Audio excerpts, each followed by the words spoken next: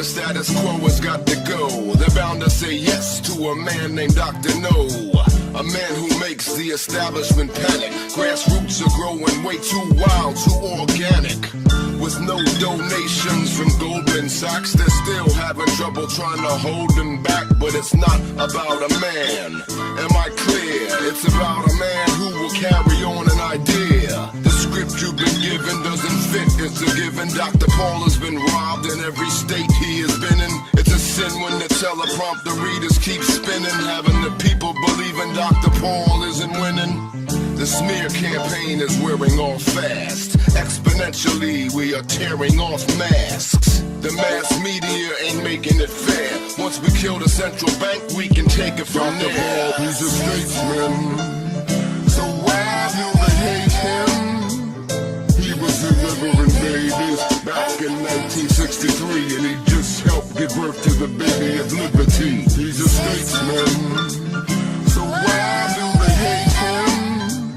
He was delivering speeches back in 1984, telling you how central banks were profiting from war. I believe in the death penalty. I believe it has been issued unjustly. If you're rich, you get away with it. If you're poor and you're from the inner city, you're more likely to be prosecuted and convicted. And as the bobbleheads tell you, Congressman Paul is unelectable. That's true when you approach it from a technical angle, because the media is being strangled, giving opinions of people as they fandango.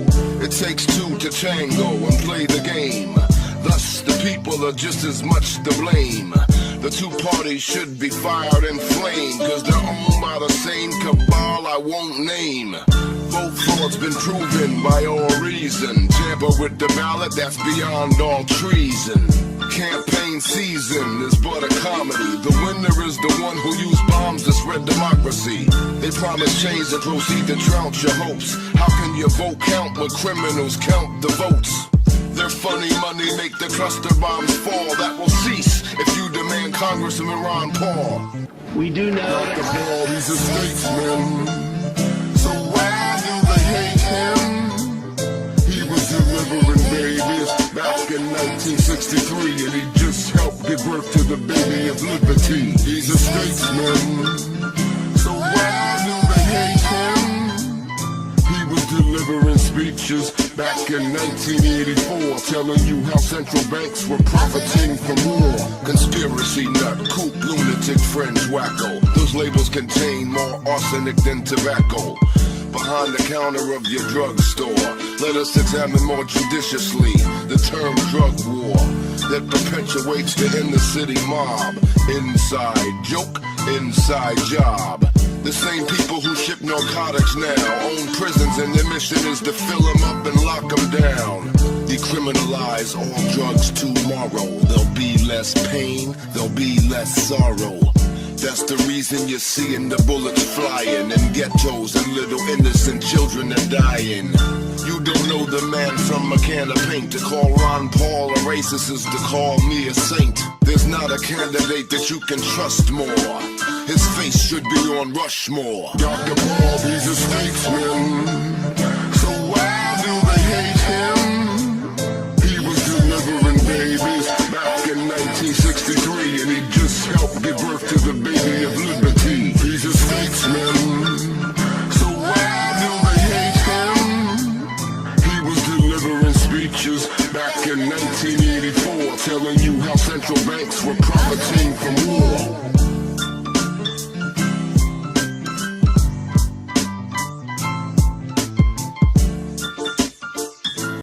The desire to enslave our fellow man is unfortunate.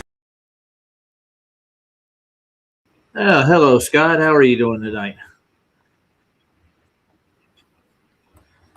Are you there, Scott? Can you hear me? Ron Paul. Or yeah, Ron Paul. What happened to Ron, man? Ron Paul. Yeah. Remember that song? There's a song. We had son. Yeah. His son's still playing politics. Yeah, and that's the thing, dude. It's like Ron Paul. Like, he sounded good, but he's just like all the rest of them, you know. Yeah, now he is for sure. They're all the same. Mm-hmm. It's all about consensus, money, and they always, on both sides of the aisle, they agree that NASA has to exist. no matter what, no matter who's on which side of the aisle. NASA has to. NASA has to. Yeah. Yeah. Well, it was created by who? Who created it? Who put all the money, real money, into NASA? That would be the Kennedy motherfucker, right? He wanted to go to the moon and do that one hard thing that we can't do. Who? that would be good. Kennedy? Yeah, Kennedy. Yeah, he was responsible for the Apollo. You think? Well, I'm saying though, you think that like they were the funding in the very beginning, like after World War? No, that was pushed by that was the cabal. Probably. Yeah. Who was that? Rothschilds or? Well, they have people in there, and the cult that's in there. Yeah. Who would the it be? OTO. Yeah. Well, the OTO is actually responsible for everything that NASA became. The cult-like nature that it has, the ball worship, yeah, the spheroid or whatever. But we've known it's been a sphere for like over 2,000 years. But yet now they're just now doing geodetic surveying that proclaims it on the mountaintop, but it doesn't comport with the ordnance surveyors. Mean sea levels, they can't get them to fit for some reason because they're measuring to a ball. It doesn't work on a level platform. That's what I'm doing the show about kind of tonight. It's going to be geodetic surveying and comporting with ordnance surveying, which their mean sea levels and their the ordnance bench levels that they put out hundreds and hundreds of years ago. They measure to, and they do all our traveling surveying. Everything we ever done to is done to these. They have these benchmarks all over every continent, and these benchmarks are there. That they're measured from sea level, and they're the datum. That's the datum that they had before they brought in the modern craft that they're bringing in with the geodetic surveying. But they can't get it to work right. It doesn't fit with the levels we have now. And I was watching a bit like he just said that, like the geodetic surveying, their datums don't match up with the ordnance surveyors. Datum lines. Hey, D man, how you doing? You make that pill? Yeah, not much. I'm going to work. Yeah. Yeah, and Professor Phil Bell is over on McToon's debunking the book I just got from QE and Adam. yeah, they're claiming it, but they're claiming that the scientific method isn't the scientific method. That's something that QE made up. I know. And QE's got citations with all this. Yeah, they're going nowhere. They're going nowhere fast. What?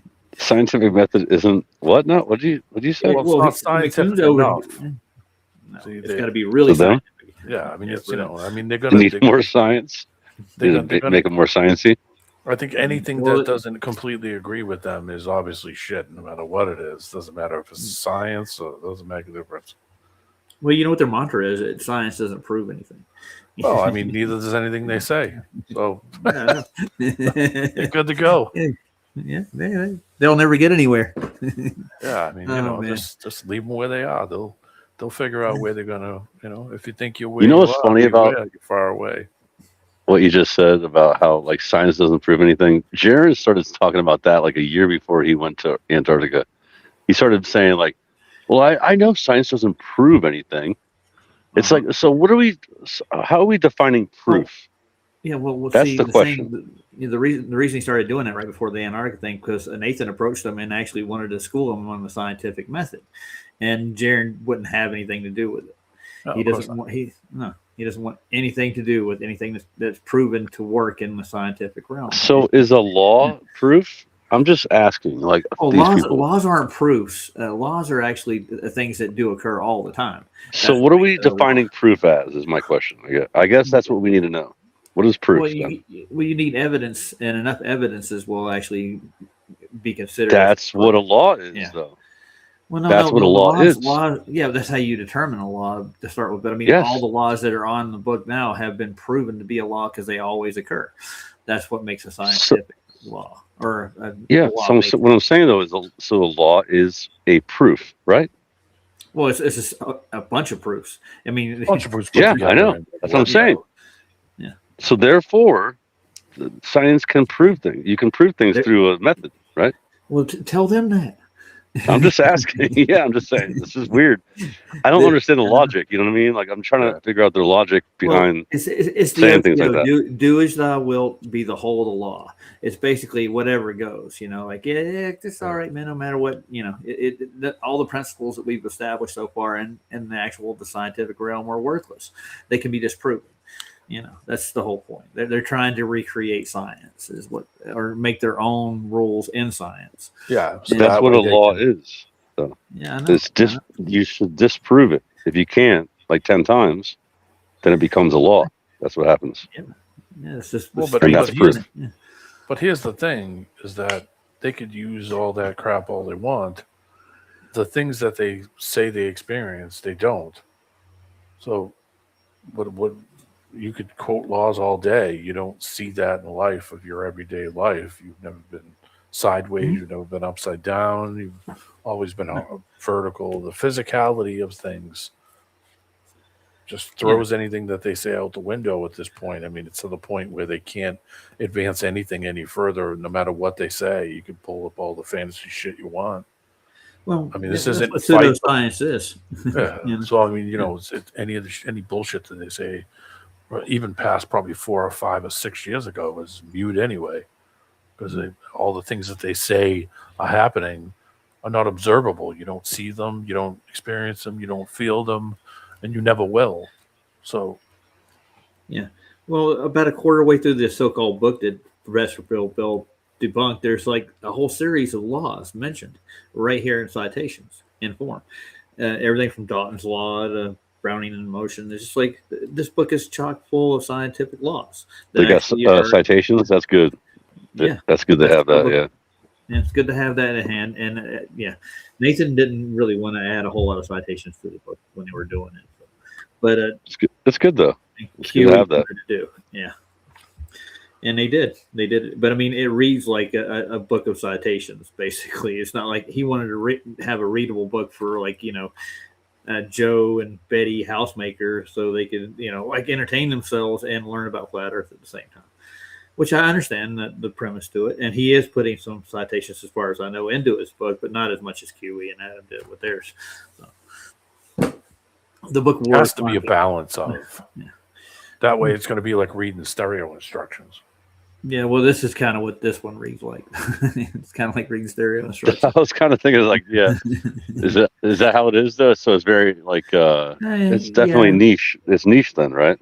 Yeah, it's niche. Very niche. Yeah. The thing is, you'll get some of the humor because you're a flat earther. That makes because you've been in the arena long enough to get some of the offset. But the average Joe, won't get it. No, it's a book written for flat earthers by flat earthers. Yeah. Well, it's kind of like a channel. Oh yeah, it's like their show. I'm going to send you a calendar. I actually ordered it, and Tamara actually said she was going to send it to me herself. So I paid for them things, and I saved $5 by using the promo code SOV10. Order your calendar and your book today. $5 off? Is that what you said? It's a promo code. She's got a promo code for Sovereign Soul on there. It's Unchained Mind. The gentleman Dave King, he has a promo code. You can order stuff off her website, and you put in SOV10, and you get a promo code. You save 10%. Yeah, it's pretty cool. She's a pretty cool chick. She's pretty laid back. Most people, yeah. She's a listener of the show. She's like, And she's been listening to Nathan's show too. I can tell. We're just having a conversation there. Yeah, 2 weeks from today. It's funny that she caught onto that show with the Hamburglar and stuff. Yeah, it's like I was dying when I was listening to that. I go, you guys were sitting there. That's why I said it's kind of like a boat without a rudder. It's just whatever the wind's blowing. It just goes where it wants. Hey, Santero called you a punk, so I guess you have to look at the link. What's the link? What is it? we're gonna find out here in a second, though. This is a good one. It's a good one. I was looking for that Terry Ackert one with the he was showing the positions around the outside, where he was showing all the bases and the longitude and latitude of it. I can't find it. I'm gonna have to dig around a little tomorrow night, maybe, and try to find it. Oh, What were you saying, D-Man? Sorry, I just clicked on the link and I got an Sorry, earful. I was trying to find that teriyaki one where he's showing the location of all the bases and how it lines up with the. Oh yeah, I can get that in the Scamartica too. He has that too. Within I think it's Oh, the Scamartica too, bases. and Okay, I see. Yeah. around Antarctica. Yeah, I gotta find it again and grab it. yeah. I think Terry works with Steve every once in a while. They have the same material, a lot of it. But they always throw out that disclaimer before they start. He sent me a link of Angel of Lights. You remember Angel of Lights? Remember him? I don't know. No, well, The channel. yeah, well, he's got a TikTok and a like a. Oh. I don't know if he's got a YouTube channel, but he goes around. He's been following FED and like our pitch data arguments and stuff to debate the Globies with, and he gets a lot of flack from the Globetards, and he really does. But he's gone up against this one guy. What was his name? He does a Flat Earth is Dead channel where he debates flat earthers live on TikTok. That's what he does. Yeah, it's a mess. I'm sure that's a great one. Yeah. Well, he's a real existentialist. He thinks that we are like brains in a vat. That's the way his outlook on the world is. Or you're a mind in a vat kind of thing. Strodringer's cat and all that. I think crap. they should just stick to proving the curvature. Yeah, they ain't going to be able to do that. They've already lost in court, so what are they going to do with that? I mean, unless they start saying the space is flat. Is space flat? Fight the flat space. Yeah. Well, actually, when they do it you do it in celestial navigation, they treat the sky as a flat object to get their GPS. Yeah, they have to. You wouldn't find your location otherwise. You can't do it to a curved surface. You can't get a 90. That's why they have those tangent planes that they draw out when they do their global survey, and they can't do it to the surface of the Earth because they already say space is flat. They already say that. They say it's flat as like a tinfoil. Actually, they say that. Yeah. Flat space. Yeah. It's treated as flat. Yeah. They call it the celestial plane by definition. Yeah, I know. Fancy. Yeah. So yeah, that's what we're comparing geodetic surveying and ordnance surveying and how their datums don't line up. They haven't been able to use the datums that they have. They said they're going to use them for satellites, but we've known the Earth is a sphere for the last 2,000 years. But yet now we're just coming up with a geodetic datum. Well, they have been doing it for the last, I think, 100 years, trying to. And when they do those giant land surveys, the consensus is they add their curvature into the equation and create spheroids with measures to gravity from and stuff. Flat. Yeah, from flat. Yeah, they have to use PlaneR trig to start with. That video with what's his name was really good. I really enjoyed that video that you put up with Nathan. Absolutely whooping. You talking every worldwide debates? Oh dude, my god, it was brutal. He spent 8 hours in there, dude. 8 hours. That's nuts. They went nowhere, and it was awesome. I sat and listened to that. Well, the one that you clipped out on that show, like two lives ago, and I sat and listened to it. And the day I had it on, and I wasn't watching it; I was just listening to it, and I didn't know what it was. I just popped it on and said, "All right, let me listen to this." And I was doing some other stuff, and I was like, Wesley "Oh my god!" and IC Spin. IC Spin went about 30 seconds and quit. Just said, "Hell with this." It's like, man, why do you guys do this to yourselves? I mean, why do you do it to yourself? I don't get it. I don't get where. And like Saul's been saying, like, I think these guys are government stoolies. And I was like, you might have something there. They're patting themselves on the back. You know that after they get done. We showed him with I know. That's the sick part of it is like they don't even recognize how ridiculous they make themselves look and sound. I just don't get. I mean, I'm not making fun of them. I mean, believe what you want to believe. I don't care. But I mean, I'm not going on the A. Wilson show and patting myself on the back either. I'm just some retard on the internet. But I mean, it's like, why? Why are you doing this to yourself? It could be so simple. Why are you doing this to yourself? Well, they think they're embarrassing Nathan on he made them look Discord so channel. bad. I had somebody with me when I was listening to that, and I wanted to just pull the headphones out, and I was like, no, let me not do that. The person with me is going to look at me like, what the frick is this? Yeah, they won't get it because they don't understand the argument So necessarily. that's why I just kept that. I kept the one earbud in my, the like wired earbud in my ear and just listened to it. I was like, oh Yeah. my god, this is brutal. Well, he does get into more detail, like especially with like the equatorial plane is where they measure everything to. Yeah, no, from sea level, so everything's measured. he knows the globe model better than the globies know their own model. I know. And like That's walking, why I was like, what's his Rob Noxus? Yeah, how the could Rob these Noxus character. not Jesus get it? Christ. How could these guys not get it? It's the most simple concept. That Well, everything they're is in measured. cog dis, dude. They really are. You listen to Rob Noxious. He is so almost stressed. And look, and Fight the Flat Earth. He's mental, dude. He's gone off the deep end because he can't put both ideas in one basket. He can't see how they created the globe with the flat Earth. He can't wrap his head around it. He can't he just understand can't that. get Yeah. it. Roger, what did you say? Rob Noxious? Yeah, Rob Noxious was on there with Nathan debating him trying There's a to. guy named Rob Oh. Noxious. That's funny. Yeah. Oh yeah. Dude, he my was ass my handed to him. guitarist was Bob Noxious. That was his name. He got his ass Yeah, handed to him, like really bad Yeah, he did. too. Yeah. It was almost embarrassing. Nathan 'Cause he even was still contradicting manned his himself. argument. He was contradicting themselves in mere 2 or 3 sentences. I mean, that's how bad it was. And it's like, guys, can't you see that this isn't working? This isn't going to work. Why are you even trying this? It's like, you look like an idiot. Why did they do it though? For real? Why do you really think they do it? Like, I mean, they get something out of it? I don't What do know. they get out of it? They might. They think they really are superior intelligently than a glur or flur. Sorry. Do these Flat people have earthers are jobs? idiots. Like, do they have jobs? I don't know, man, because they spend most of their time on the internet. Yeah, that's what I'm saying. Like, so what do they? So they're how do they sustain their life? You know what I mean? Well, That's what Wesley I'm wondering. actually is an insurance investigator. That's what he does for a living. You know who Wesley? Oh my God. Yeah. Oh, he's one of those. Yeah, insurance. What do you call it? What's it called? He When investigates you go- claims. That's what he does. Yeah, a claim adjuster. A claim adjuster. Yeah. Oof. But he believes that 9/11 was exactly what they said it is. He takes the face value of all the mainstream claims. He's It's a like, he's a TV watcher. Yeah. TV watcher.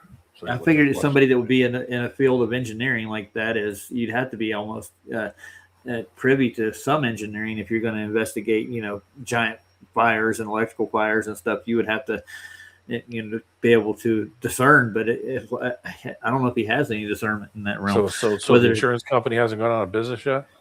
They haven't. Well, first of all, no, he's not an engineer. He took engineering classes. Yeah. Right. Yeah, you did. Claims Yeah. adjuster. He's a claims adjuster. He's not an engineer. Dude, you don't do claims adjusting if you're an engineer, dude. I can tell you that right now. Like, he spends 12 hours on Discord at least debating flat earthers. He's not like the Quincy of car accidents. He's not going to show up. No. I remember that show, dude. What happened? Quincy? He's the Quincy of insurance. That's hilarious. He could do heart surgery with a toothpick and some dental floss. The MacGyver of doctors. Yeah. Oh God. Oh Lord, what happened to MacGyver too? I missed that show. I don't know. It was embarrassing to listen to. It was kind of cringy in a weird way too, because people then started to talk in the background like they were getting something on them. It's like, what are you doing? You guys look like idiots. Why are you doing this to yourself? Like, I don't understand. It's like you said, cog dissonance. I understand. They're That's in what it that is, realm. dude, yeah. They had both thoughts in their mind at one time. I don't think about the globe. A lot of cognitus. I can see the flat Earth in the globe. Really, that's the whole point. The globe is based on flat Earth measurements, and that's what Nathan's been pushing for the last 2 years. It really, like, even the radius value that goes with the globe, they actually took that from a flat Earth measurement in order to develop a radius in the azimuth. If you're taking azimuth directions and mapping, you have to actually get a radius of your area. So what they did, they took that radius that they supposed from Venus and superposed upon the Earth. They took that radius that they pre-assumed that Venus is an actual ball of dirt falling through the sky. Took that supposed radius and they made it the Earth. That's where they took that measurement to Venus. they think that's the radius of the Earth. Uh, Yeah, it's not. it's nowhere there. That's all I know. Yeah, but the thing is, he's doing this in the argument. He's like, well, if you're going to accept the radius, you have to accept the flat Earth measurement. He shows you how they do it, even with the Alberoni method. And from what? Yeah, from sea level. From And sea he level. he couldn't like, it's almost like he was short circuiting. It's almost like he couldn't understand what he was even saying. Well, he doesn't know what he's talking. He doesn't understand the whole point. I mean, I'm no genius at this shit, and I was listening to it, thinking to myself, "Oh my god, this is embarrassing." Well, did you see the little whiteboard diagram I drew of how they actually measure from the plane itself, and where the radius is on the outside of that radius is a fictitious radius. Well, because how are they measuring it? I mean, are they measuring it to nothing? Yeah, well, they even latitude's done that way too. Up the ladder, because they're just looking at the light intensity. That ain't telling you shit. You know? No, you won't. The physicality is where they don't have the physicality. Yeah, exactly, and that's where I keep saying. I know people keep getting sick of it, but that once you get to the physicality, it's done. That's it. It's done. Mm-hmm. There's no debate. There's no argument at all. It's done because you don't have the physical. Yeah. Water doesn't do what you say it does. The measurements are physical too. Even the measurements of the physicality I'm talking about. Like there's a physical measurement to they don't have a set distance of the stars. They have millions and millions of miles, which you cannot get a hypotenuse for. No, any of those. So yeah, and plus there's really no what do you call it to the light itself. It all seems like it's almost the same distance. There's no difference in the light. Like there's no depth. You know, like you would get if a light was further away, or there's something about the celestial that you can't really put your finger on the distance on it. I mean, why even bothering with that shit anyway? And that's what I'm talking about. Like, just prove that this shit is just happening on the ground itself, and they can't do that at all. So it's like, wait a minute, if you can't even prove that the ground below your feet is this, why the fuck are you looking up into someplace you'll never be, you'll never go, and you're merely just taking somebody's word for it? You do it on the ground. You're on the ground right now. Prove to us that this is happening. And that's where the physicality comes in, because then they'll never do that, and they can't. Because if they do, then it sounds ridiculous, and everybody's just going to laugh at it. Because it's like, okay, yeah, we're not spinning. You've never experienced any curve. There's no curvature change. Well, you can do the inverse square law on land, right? And then think about that when it comes to stars. You know, like there's no way they're possibly coming from that far away. No, definitely not, because you wouldn't see them. It's impossible. Yeah, you wouldn't see it at all. So it's one of those things where you kind of think about it like, okay, this is fucking ridiculous. You know, just work on the ground itself and prove to us that it's doing this thing, that's following this angle of curve. Show us. That's why I have that picture in my profile. That's why I have the picture as show us that is happening right there. Show us that I have to adjust for the angle itself as I'm walking up. I'm actually not walking up. I'm actually just walking down the street, but I have to adjust for the angle. And the buildings have to be built plumb and level to where they are. Actually, those buildings would be slightly askew from each other. They'd all be kind of pulling away from where I'm standing. You'd be going down, though. You'd be going down.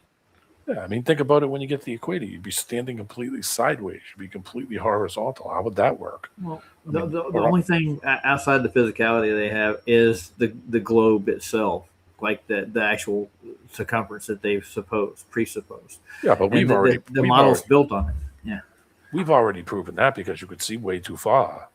You could see things that are way too far that you shouldn't be seeing, because of the actual physical ground itself would be obscuring what you'd be seeing at those distances. The C2 par is the proof of it in the pudding, you might say.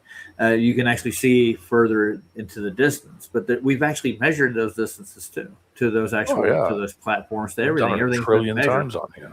Yeah. And the Ordnance Survey that Nathan actually pulled up, he's got an Ordnance Survey claim that how they actually measure the Earth in Ordnance Surveying. When they actually pay big money, it's done on a horizontal plane. All the datums are set that way, and they do these like little cubes or cells, they call them. They measure each cell linearly with no shape in mind, no spherical adjustments or anything. It's all done on a flat horizontal datum.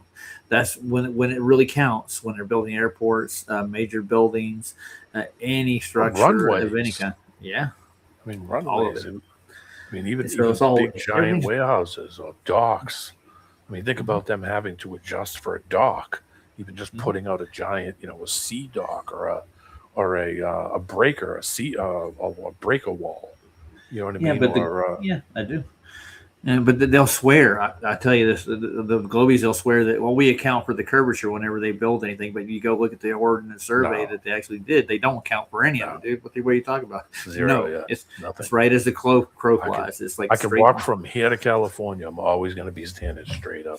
The only time I'm ever going to be ever going to be changing angles is when I'm walking over a mountain or walking down a hill or walking up a hill. Yeah. That's the only time that any adjustment in your body is automatically adjusting it. Your vestibular system is taking the inputs from your eyes and your balance to adjust. But you walking down the hill, walking up the hill, you'll lean forward, you'll lean back. Same thing with driving your car. You'll notice the angle change. You'll see the ass end of the car go up over. You'll see the nose drop. I mean, these are easy shit that like a fifth grader could figure out if you didn't tell them, all the bullshit that they're spewing. Yeah. That you would figure out in a millisecond, or if you've ever used the flight The simulator. thing is, like remember Bug Sodbuster? He was on there too with him. Bug was, and he did some. I guess he does surveying to a point, but he uses a trundle wheel to do his measurements with. But there's two different sets of measurements when you're doing surveying. They have the longer surveys, the big ones, the ordnance that use the datums, but they also do like when you traverse between points. I forgot what they call it, but when they measure between distances, short distances, they'll actually take a trundle wheel and get the mileage across it. But when you're crossing terrain, which would be topography, that's what they're taking into account for. Oh, it's curvature. No, it's not. These they're idiots to begin with when it comes to that. Those all reference sea level. Yeah, even Google Maps. When you look at that terrain, you look at their terrain. What do you call it? It's flat. Well, the elevation profiles that they put up, yeah. But when you zoom out, they throw the spherical geometry to get that. Yeah. I know they do it on planes too. Yep. It shows the planes and it shows the how it's going over curves. Like, yeah, fuck you. I'm looking at my champagne glass, and I'm like, yeah, bullshit.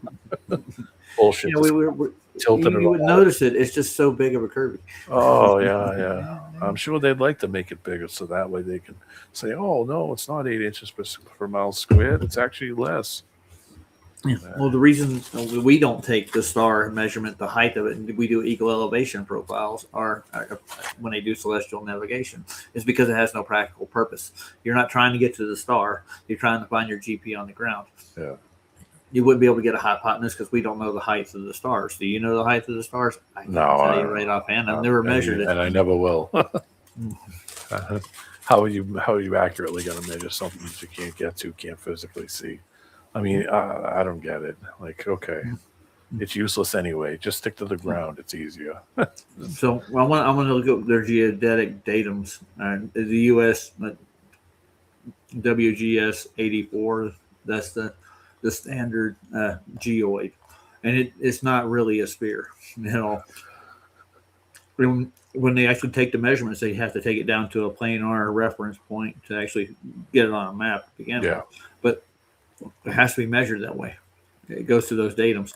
They can't they're trying to make their own datum sets, and they have been, but they pre-assume the sphere itself when they do it, and it doesn't line up with the datums that are based off sea level at all.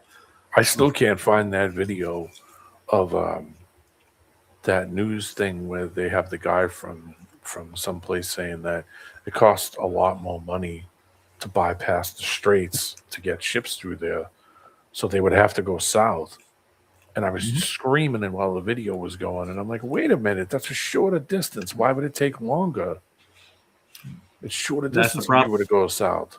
So it would be, and then I'm like, no, that's wrong. That's wrong in globe people's mind, because you actually would be. It would be a shorter distance. That's a smaller circle. And I was like, bullshit. But in my mind, I'm like, well, yeah, that makes sense, because like we looked at that sub table. Yeah, it is a longer distance. A circle's bigger, You're traveling more distance, which means you have to go faster to make up for the extra distance, and they can't do that. Those things only go X amount of speed, and that's it. So yeah, it would take more, which means it's definitely, it's definitely the azimuth style. What's a flat? Well, yeah, that's how you do mapping, and that's how you get direction. And all directions are in azimuth or directions, and the main direction has always been north, and that's what they use as a reference when they do geodetic, not geodetic, but azimuth or as is. Yeah. Both. It was funny to hear them say, "Oh, well, it takes too long," and I was like, "Wait a minute, that isn't right." Because if you were going a shorter distance, it wouldn't take as much time. You'd be covering a smaller circle. If it was ball, why would it take longer?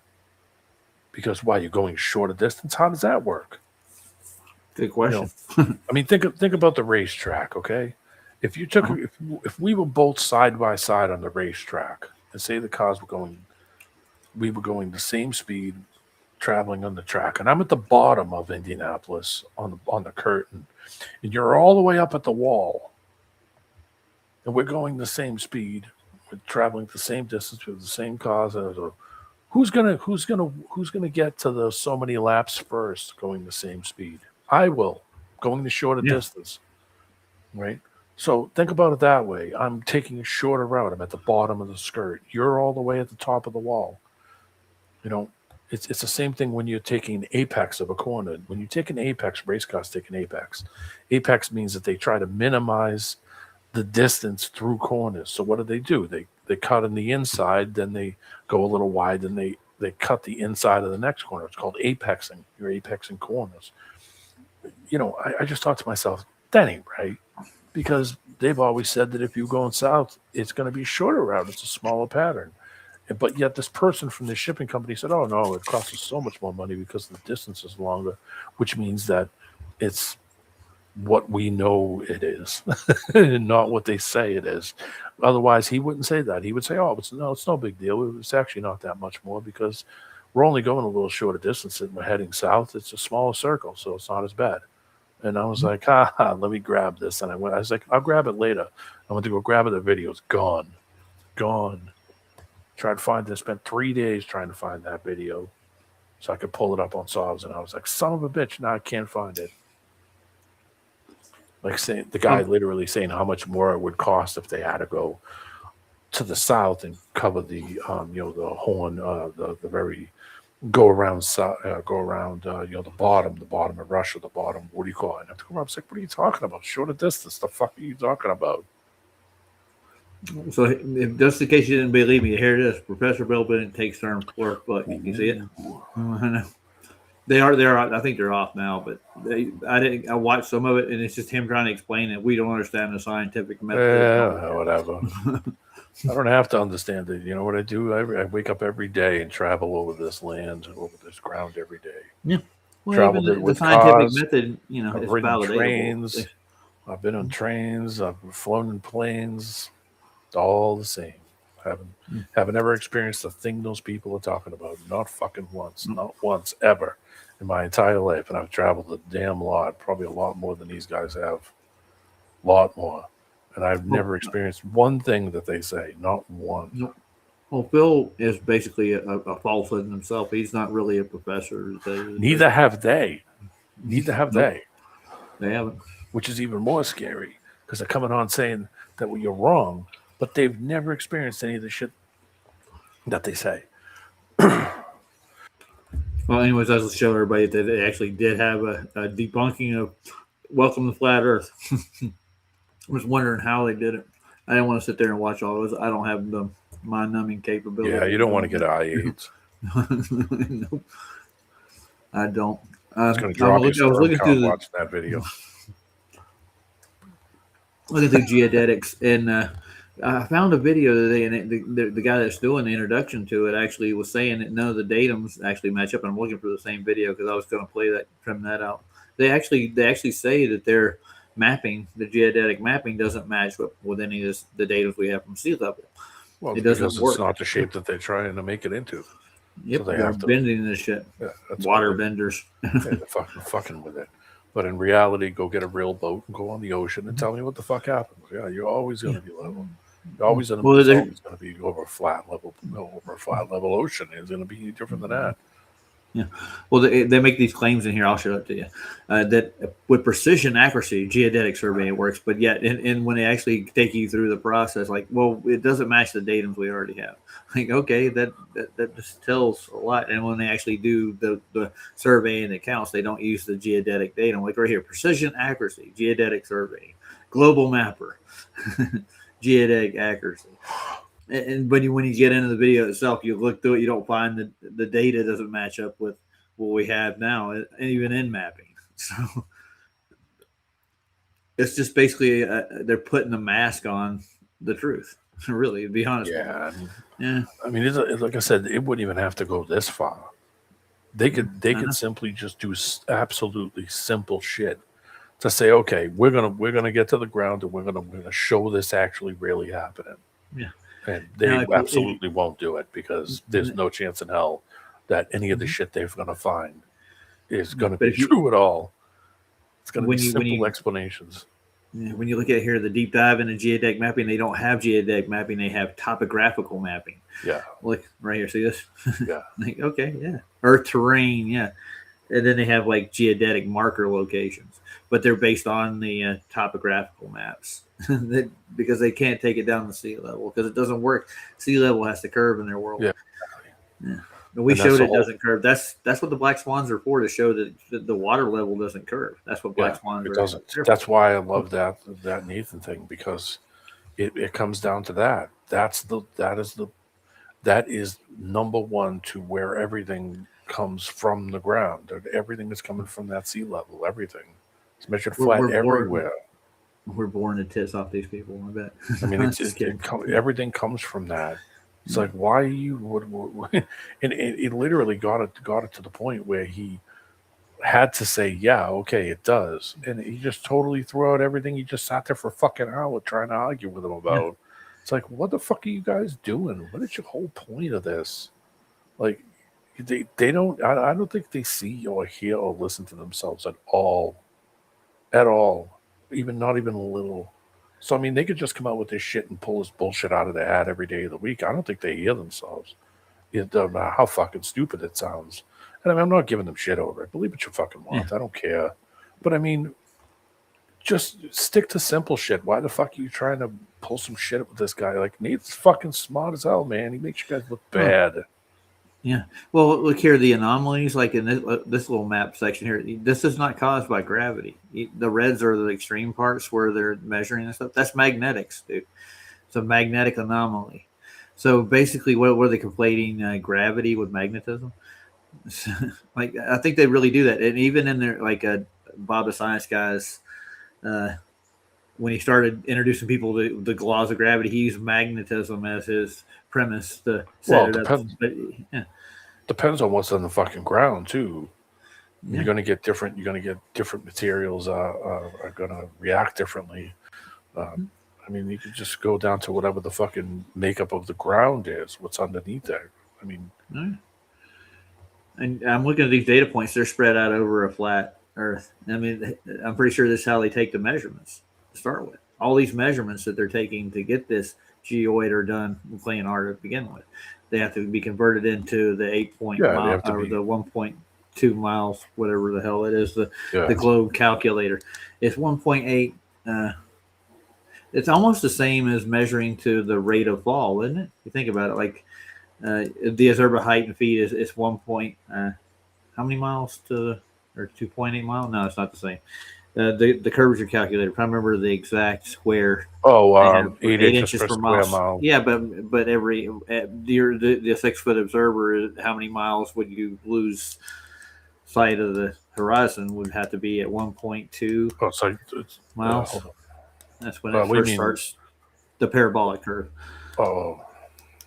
It's supposed to be a measurement they actually account for, but they, like I said, we'll look at the ordnance survey. I'm going to get it from Nathan. He actually downloaded a whole bunch of this stuff. I got to remember the website that he went to. He went to an ordnance surveyor that actually did the doesn't Airbuses, ambulances, and all the rest of the stuff, like what the airports use, what they use for the energy, like the power stations. They measure the distance between the two. It's all done with ordnance surveying, and they don't account for any curvature whatsoever. Is this what you were talking about? Try What's that. You put one in back. Hold on. I gotta get back. Oh, there's. Oh, the tangent line. There's a diagram. The back tangent, forward tangent to a summit. Yeah, that's just a measurement of a hill. It looks like to me, not a radius. That's a grade diagram. Is that what you were trying to get? Yeah. Well, show me what you're trying to say. Let's see. Well, you said to the 8 inches per square mile. Oh, yeah, yeah. That's their equation. Yeah, but the curve calculator is based off of that. But I mean, you never see that in real life. No. But that's how they fail, by releasing that. This is a squared function, but you have to have a measurement to get a square function to begin with. Yeah, from that point where that straight dotted line is, you're here and you're looking over there at the other where that straight dotted line ends. Well, shit, that simple hump in the middle of it would be real simple on why you wouldn't see things at certain distances where that's not the case whatsoever. You can simply just you can just go right in and change it, and there you go. You're like, oh, here, let me. Oh yeah. Well, that's what they did with the Earth curve calculators. It was McWest for one, and then what's the other guy, Walter Bislin, and they automatically put the calculus into the calculation. So whenever you lose sight within the optics, that's where the curvature starts. Yep. So that's where the drop starts. So you never actually get to see it. There's not a geometric horizon, but they think they calculate like there is one, and the squared function is how they I don't know what they're calculating. Nothing, to be honest with you. They don't even need to do that. If you just take a straight line measurement, you'll get the distance, and you're on a level to begin with, and they have to reference the level to begin with. That would be H1 and H2. That's what they call a chord line right there. Yeah. So they use those in surveying to get through terrain. Like, so if you want to draw a chord line from one side of a hill or a mountain range, you would use a chord line to get the actual distance.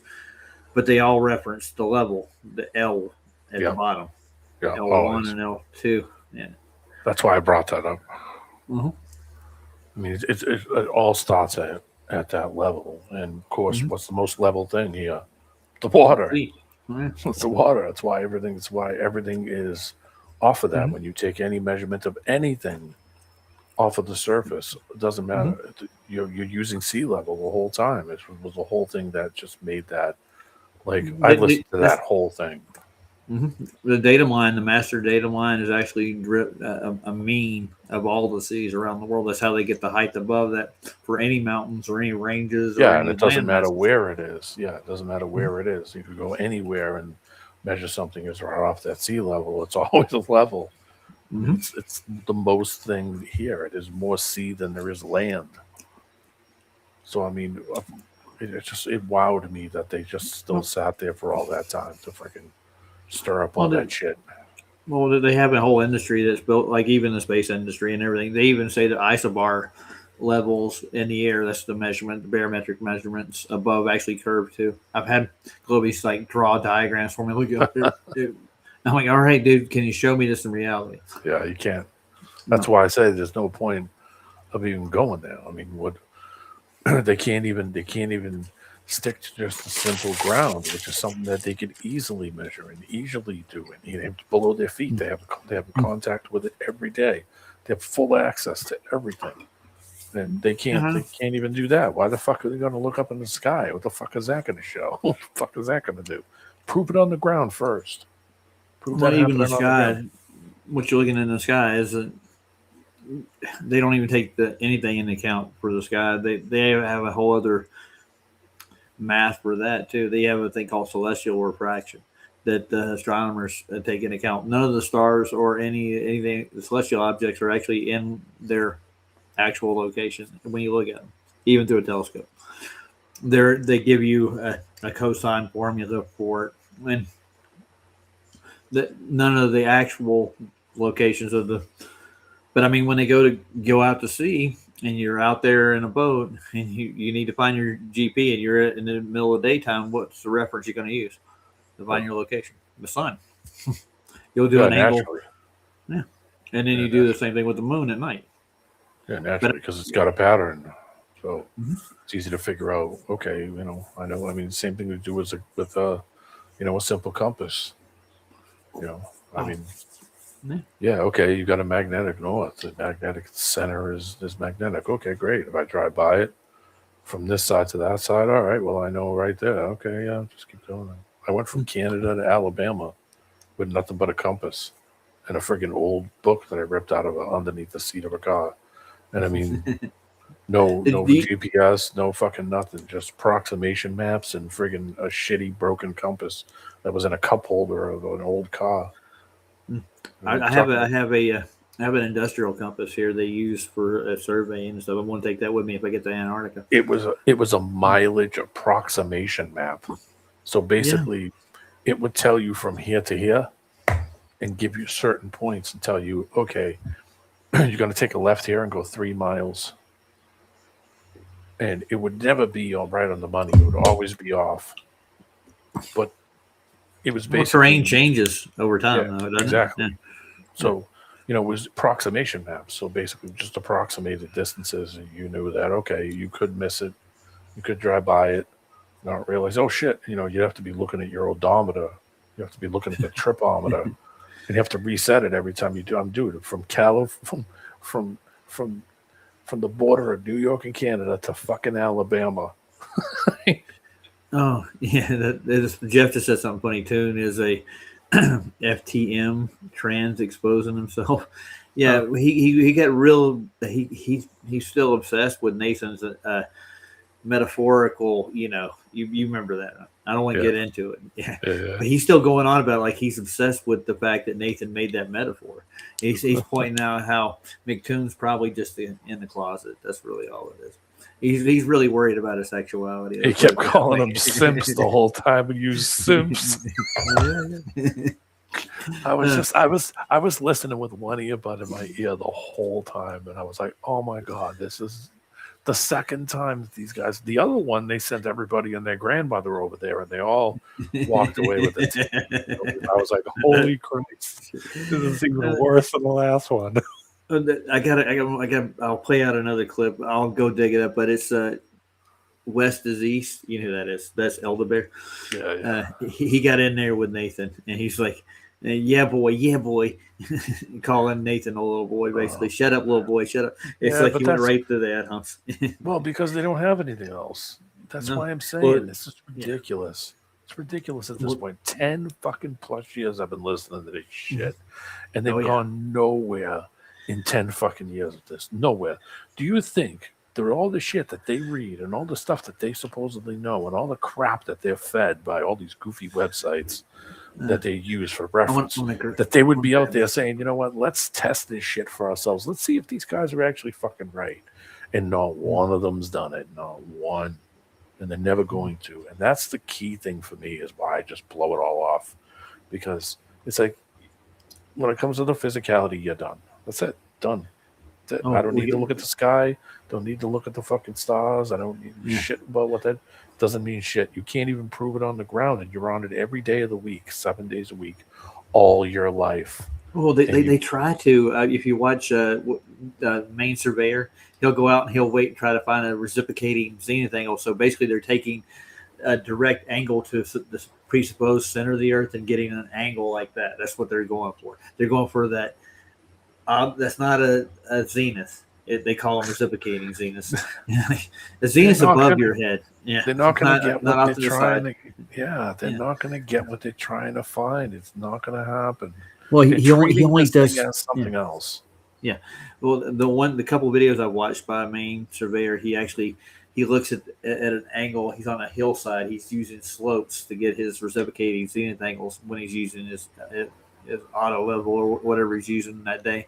And yeah, if he doesn't have the light, he can't get the zenith angle he wants, and he gets mad. So most of the time he's out there trying to prove the Earth to be a globe. He can't. He's like, he's never going to. And this guy's going to blow all this time in his life. He's doing it now. That's what he does. It's like, okay, you like playing with the thing, but I mean, you're not going to get what you're trying to look for. One, you're treating the shape wrong. That's your first problem. It's like, Jesus, well, it's assuming the outcome before you actually take the measurement. You're assuming you're on a sphere to begin with. It's one of the biggest fallacies in this arena you can think of. And here's Dave Farina, by the way, the logical third of this one, and you want to take a look at it? Not a Professor Dave Farina. I don't know. Am I going to get some kind of digital pink eye? He might. Yeah, but he's a what's his name? Deplorable Ilk's one of his idols. Oh, I'm sure he is. No, he actually did a disclaimer about his name, and he mentioned a guy named Otnam Ra, and he's a Satanist naturalist, and Dave Farina, and a couple other people. They're all a little fucking off. Well, they claim to be the king of the derps. That's what they're saying. Like, what is a derp? I don't know, but I'm pretty sure. What is a derp? And I've been called the derp myself, but I don't think I'm derpy. This was published May 2021. Is this him telling everybody he's not a professor? That's what I'm thinking. Well, take a listen. Yeah. Chemist and proponent of intelligent design James Tour wasn't a fan of the You know that I have not been a proponent of intelligent design. And proponent of intelligent design James Tour.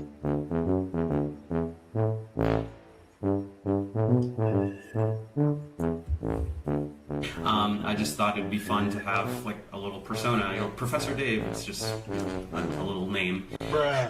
You know, I don't have a PhD in chemistry or anything, but I you see that guy at the top right there. You know, I took courses with laboratory components. That's one of a deplorable ilk. This is Aaron Ra. Yeah. So you look at him. I mean, he's wearing a heavy metal shirt. Who's that? That's he debates creationists. He's a naturalist and a Satan worshiper, proclaimed, and he thinks that nature created itself. He's on a mission to shut down God and Christianity. But I mean, look at him. I think it's anything else, but yeah. He's definitely a vegetarian. I'm just kidding. He could be. I don't know. I don't know.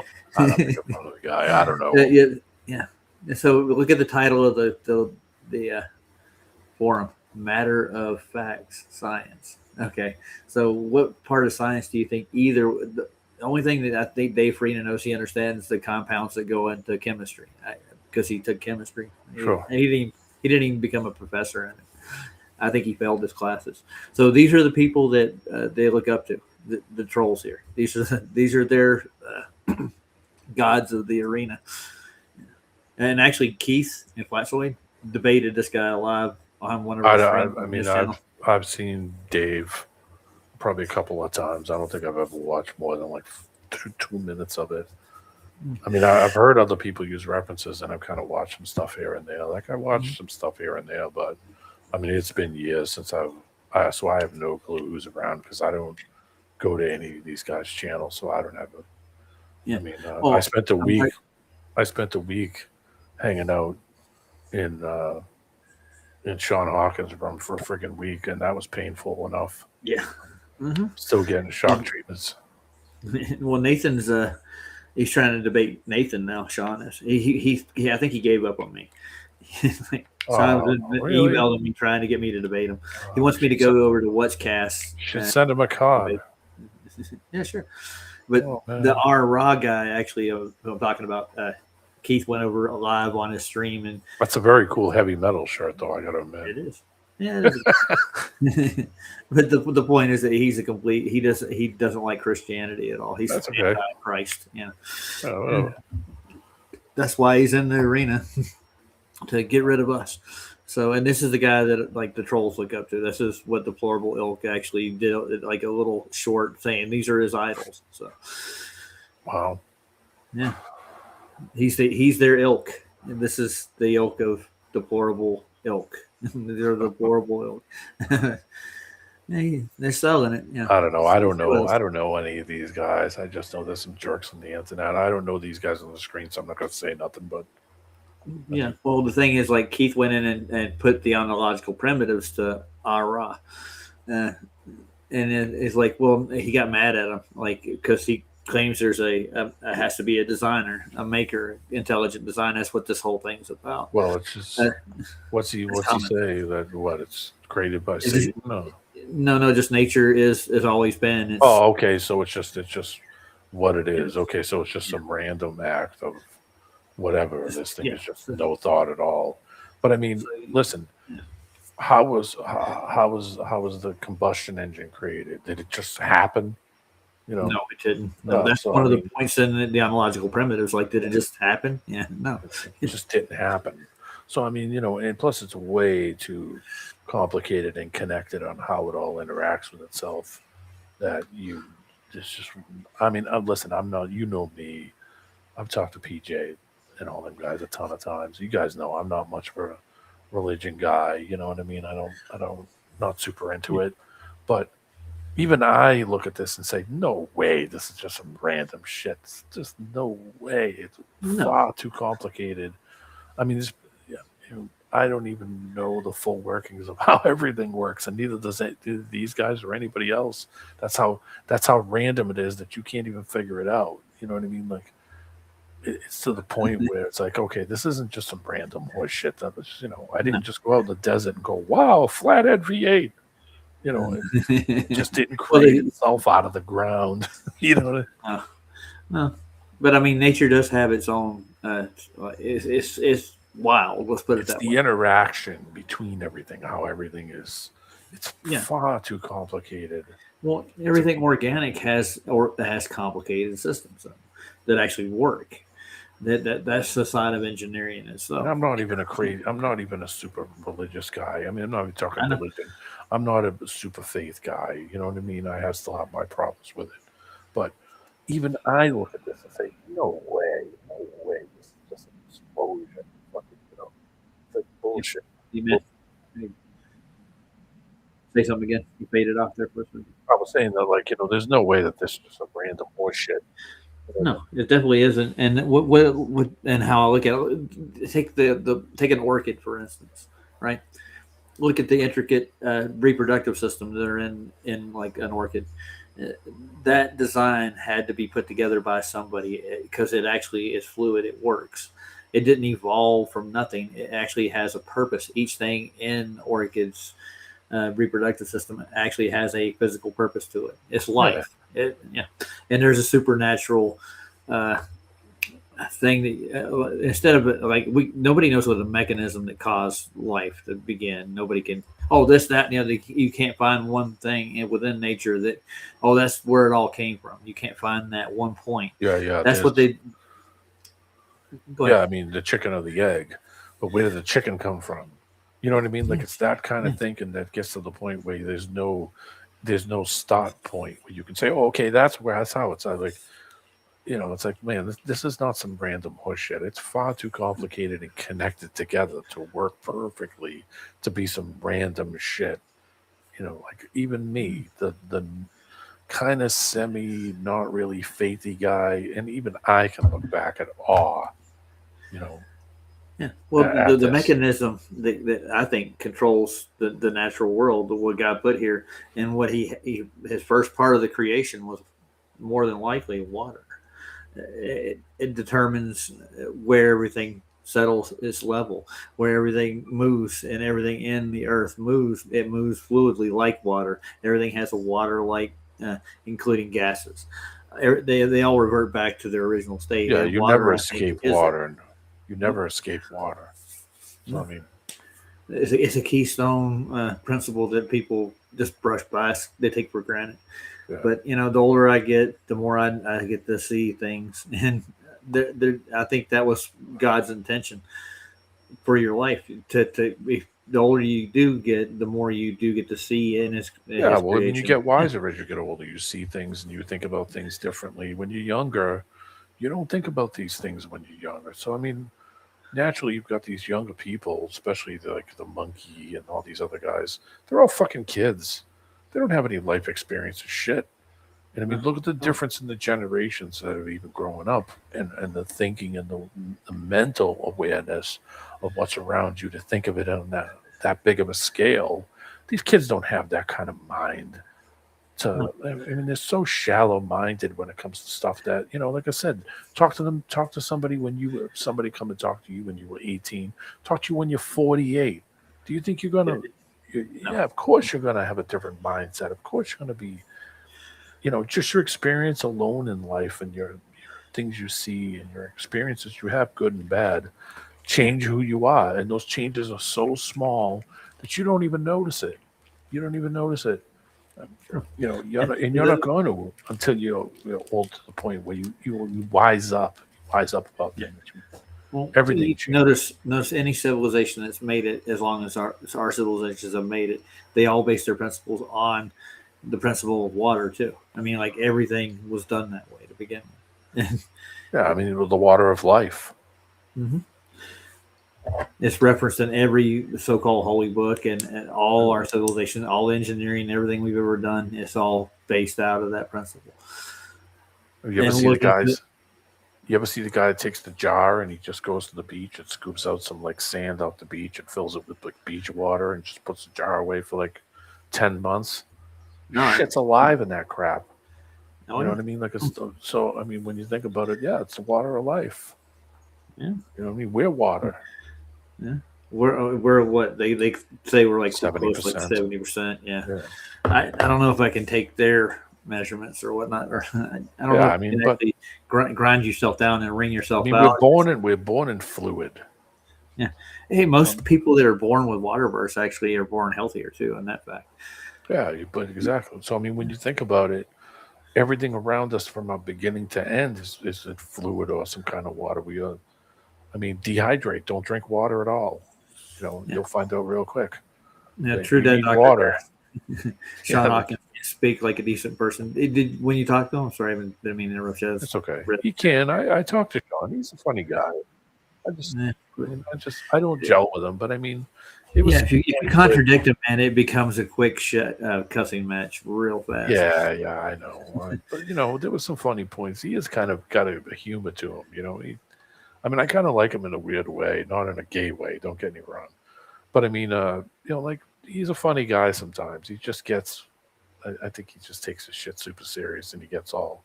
If you question anything at all. No, he's like your grandpa, and he's mad at you all the time. Well, let's play some more of this. Yeah. Go ahead. Yeah. Well, it's okay. I was just gonna say I talked to him for a freaking week, and he had his points. But he was a funny guy. I don't see anything bad. I just think he's passionate about what he believes, man. That's all. Hey, but No, but he never admits it's a belief. Neither. That's the problem. I know. Yeah. They have a good religion, really strong one. Yeah.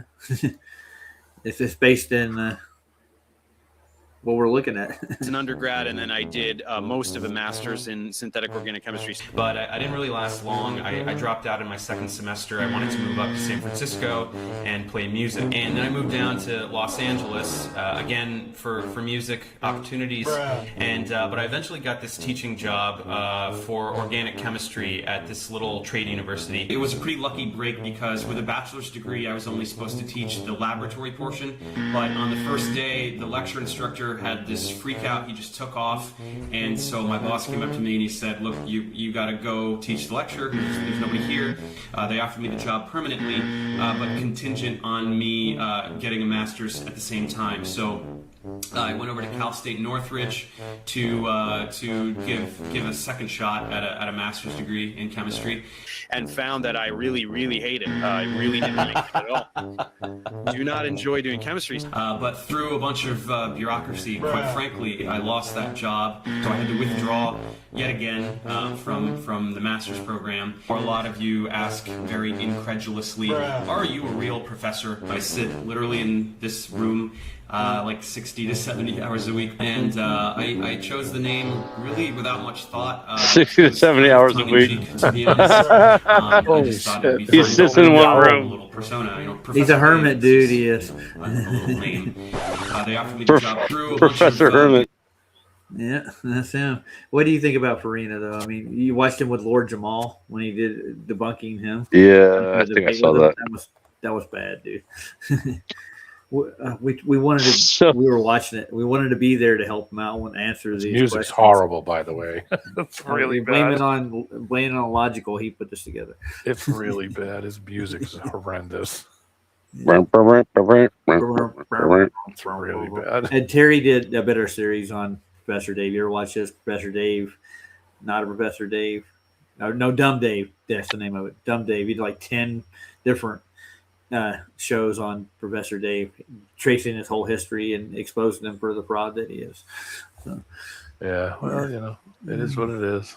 So I posted something funny, Roger, that this is like 20 years old maybe or something like, but it's like a little clip of a video. Like, so someone was saying ballers be crazy or whatever. I'm like, oh, that reminds me of that song. Remember ballin', dun, dun, dun, dun, dun, dun, dun, ballin'. It was like an old rap song or whatever. I'm like, yeah, it's so funny how ballin', think about that, right? So ballin' means you're rich. You're like a rapper. Paula. Yeah, you're a baller, you're balling, right? And so this video is hilarious. You should play it whenever you want to laugh at something.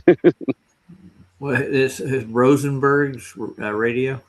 Yeah, that's the guy. Yeah, that's the. It took me a while to find it. It was funny because this is another song. Throw some cheese on. Remember that song? Throw some D's on it. You remember that? There was Probably another one don't. too. I wish I was a baller. I wish I was taller. Yeah, shot caller. Yeah, Yeah. But where I go, I get laughed at because I drive a hatchback. Yeah, that was a good rap too. Yeah, that little guy. Yeah, it was funny. Wish it was a little bit taller. Yeah. Wish it was a baller. Rabbit in a hat and a 6'4" Impala. Yeah, 6'4" Impala. Like nothing wrong with having a frickin', 6'4" Impala though. like what's his name? Freaking always rapping about 6'4" Impalas. I like Freaking. but I like They're awesome. a little better. Yeah. They kind of ruin them though when they lower them and stuff. Yeah, it ruins the ride itself. Oh no, I like those. I like those like low. The drops, old. Oh yeah, low riders stuff. I love low that. rider. I used to buy magazines when I was a kid. Remember the magazines? It was Low Rider magazine. Yeah, I remember that. I used to buy the magazines all the time. I love that. You like the chicks in it? There's chicks in it, wasn't there? That's why I was looking at them. I love the crazy, awesome looking paint jobs. The most famous one. Oh yeah, Gypsy Rose. If you want to look it up, I can look it up and put a link in for you. Yeah, you're right about that too. Like the paint jobs are sick, dude. Oh, so good. Freaking overlay, like flake overlays and stuff. Yeah. I like the hydraulic systems because you can do all kinds of stuff with them. You can actually make them ride better than the original ones. But the boat-like car is the wrong one to put hydraulic systems on if you want to get it. Well, when they put the tiny wheels on, like that just looks so stupid. Spokey wheels. I always like. Yeah, like, oh, dude, it's too small. Like I mean, it depends. If it's proper, if it, according to the wheelbase, or the whatever you call it. Yeah. If it just looks retarded sometimes. Yeah. This is the most. I'm sorry. This is the most famous lowrider. Right there. I put the link in. It's Gypsy Rose. They used to put them in the magazines all the time. And it's like Chicano car. You know what I mean? It's like like a true wheels. Latino. Yeah. It's like the most famous lowrider, and pretty much like in the, of that culture. That's the big one. It's worth a ton of money. If you're a high roller in East LA, you'd be driving one. Yeah, Gypsy Rose. I knew that when I was like 14, which is East crazy. LA, man. Yeah, I knew that when I was like 14, and it's crazy that some chubby kid from the city in Boston knew about Gypsy Rose, Mm-hmm. Yeah, well, let's play this Rosenberg radio and then we'll look at it. But and instead of me like going through and presenting the Geodetic surveying versus ordnance surveying, I'm just going to make a video and then I'll publish it. Big Pine. I can get a lot more information out that way if I just compile videos and actually go through the data and present it. But I'll do a couple of like actual azimuth demonstrations in the process while I'm doing it. That's what I want to do. So instead of interrupting like our primetime shows like that, I'll just post the video and I'll present it too. I'll premiere it. Dude, did you guys go to planetariums when you were like in Yeah, school? well, Like, planetariums are based on globe math. If you Yeah. look at what they yeah, do. of course. So, What I'm saying is, though, it was definitely I could tell when I was there, like it was a propaganda machine. It was Oh. definitely propaganda, like, because I was like, this is not really how it is. Like, they're just trying to show it on a sphere type thing, Yeah. Yeah, well, they're doing It's it in mathematics. brainwashing. Yeah, they can't even see half of these so-called planets in the sky. Most like Mercury and anything closer to the sun, they can't get the orbits in within their purview in the telescopes what they think they are, but they can imagine this is what it is. You know what I'm saying? And the further planets that are further up, they don't have any idea. I think a lot of it is just imagination. Well, That's why I'm Kepler and saying Huygens did all the math for it. They did mathematically place some of these, not all of them, like Mercury is one. There's several other problems like Jupiter and a few others that they don't have that don't do what they say in the math. There's a problem. There's such holes in the story, like, but they did take their imagination to create that. It didn't just pop out of their and within their sight. They didn't see all this stuff happen. It's all in their mind, dude. It really is. What you see in the sky and what they predict is what they give you those predictions, and they're definitely not always right. Dude, have you ever seen Mars? Like anyone, like a regular person, not through a telescope. I haven't seen it. I've seen it through anything. Yeah. Like it's never been clear. I've never seen it clear. Think about that, dude. I've got Mercury, Venus with my telescope. I've done that. And I did the moon. That's the only because they were in the sky at the same time. I just went through like 2 or 3 hours of observing all three of them. Did you ever get Saturn? Man. Did you ever get Saturn clear? I didn't get a chance to look at any other planets. I only had a telescope for like a year. My friend had one of those mechanical big tub. It was super expensive. I think he blew every penny he fucking ever got on buying that thing. The book he had was like 100 years old. Of the points to find all the stars or whatever was in the book. I didn't have any interest in it, but I'm sleeping at his house, and I was like, yeah. He's like, come on, we'll go in my garage. I'll pull the telescope out. I was like, all right, yeah, whatever. I didn't really care about that shit when I was that young. Only thing I thought about was gas and pussy and cars, and that was you were just out being a person. Yeah, he was like a nerdy, but like super ultra insanely smart, like way over my head kind of crap at that point, I think. So that's probably why I wasn't, I was more like, come on, let's go play basketball, let's go play air hockey. I didn't, really think about this shit when I was that young, Yeah, well, I had kind of a fascination with like technology more so than I did like with the astronomy and stuff. And got involved. My dad was in the industry. He was in the me too. Computers. Yeah, computers was my big thing. Still is. Yeah. I built crystal handsets and stuff together. So right. Crystal radios, electronic projects, CB radios. I had an what do you call it? Erector sets, and I would build like cranes and. Yeah, so did I. Love that stuff. Lincoln logs. Loved all that shit. Yeah. Dude, I knew you were gonna say erector set. I just knew you were gonna say that. I like I was waiting for that. Cool, dude. You get the little motors they put in there. You can put cranks on them, and you could build like lifts. Yeah, love build all little that engineering skits. Yeah. Love that stuff. I got into dragsters. That was my big thing in like 12 up. Dragsters. That's all I drew was dragsters and motorcycles. And I got to the point where that's all I was doing pretty much every day of the week was just building, drawing out dragster frames and, coming up with different ideas and stuff in my mind and draw the shit out. I mean, just crazy shit and getting to the point where it's like. Did you build models? Oh, yeah. I built models? Car models, ship models, plane models. I was in RC cars, boats, planes, helicopters. I built a backhoe out of it, just a regular hoe. And I put a working motor on it so it actually lifted up.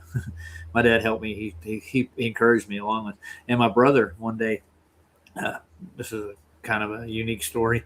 I built this thing was probably about 4 or 5 inches like wheelbase, and I built a big one, a nice heavy set. And my brother, I kicked him out of he was in my top bunk. That was my bed growing up. I kicked him out of it. He got mad about it. And later on that day, I was watching something on TV. I can't remember what it was, but he came up behind me with the director crane that I built, and he hit me in the head, knocked me clean out with it. I woke up. Yeah, I still got the stitches in my head too for that. But that's the kind of Chilster Lux. Chilster Lux is hilarious. What do you say? Welcome to what? Balling, shouting, ballers, but good ball. Where I come from, balling is shouting. So I'm a baller. Balling is that real? Baller, but not good baller. All caps. Yeah. Well, Chilster talks like that too. I think what it is his PC stuck on caps. No, it's just the way he talks. It's just always how it is. Yeah, I'm not even sure. Is it he right? Are we sure? I think it is. I think Chilster's a boy. Yes, I think so. I think All right, a boy, a man, a man. All right. Hopefully. So let's play this Rosenberg radio. All right, it might be funny. I don't know. I mean, I think it's funny. It still holds up 20 years later. All right. Play, bitch. Bowling.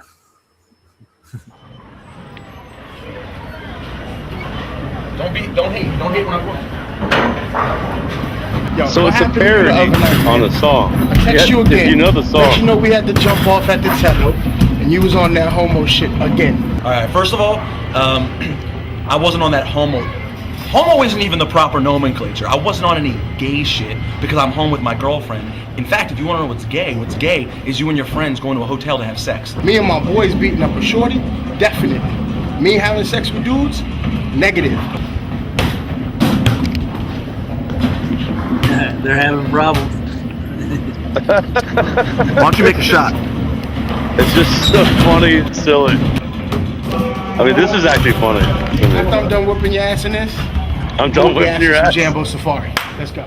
I wear a mean dark pair of shades,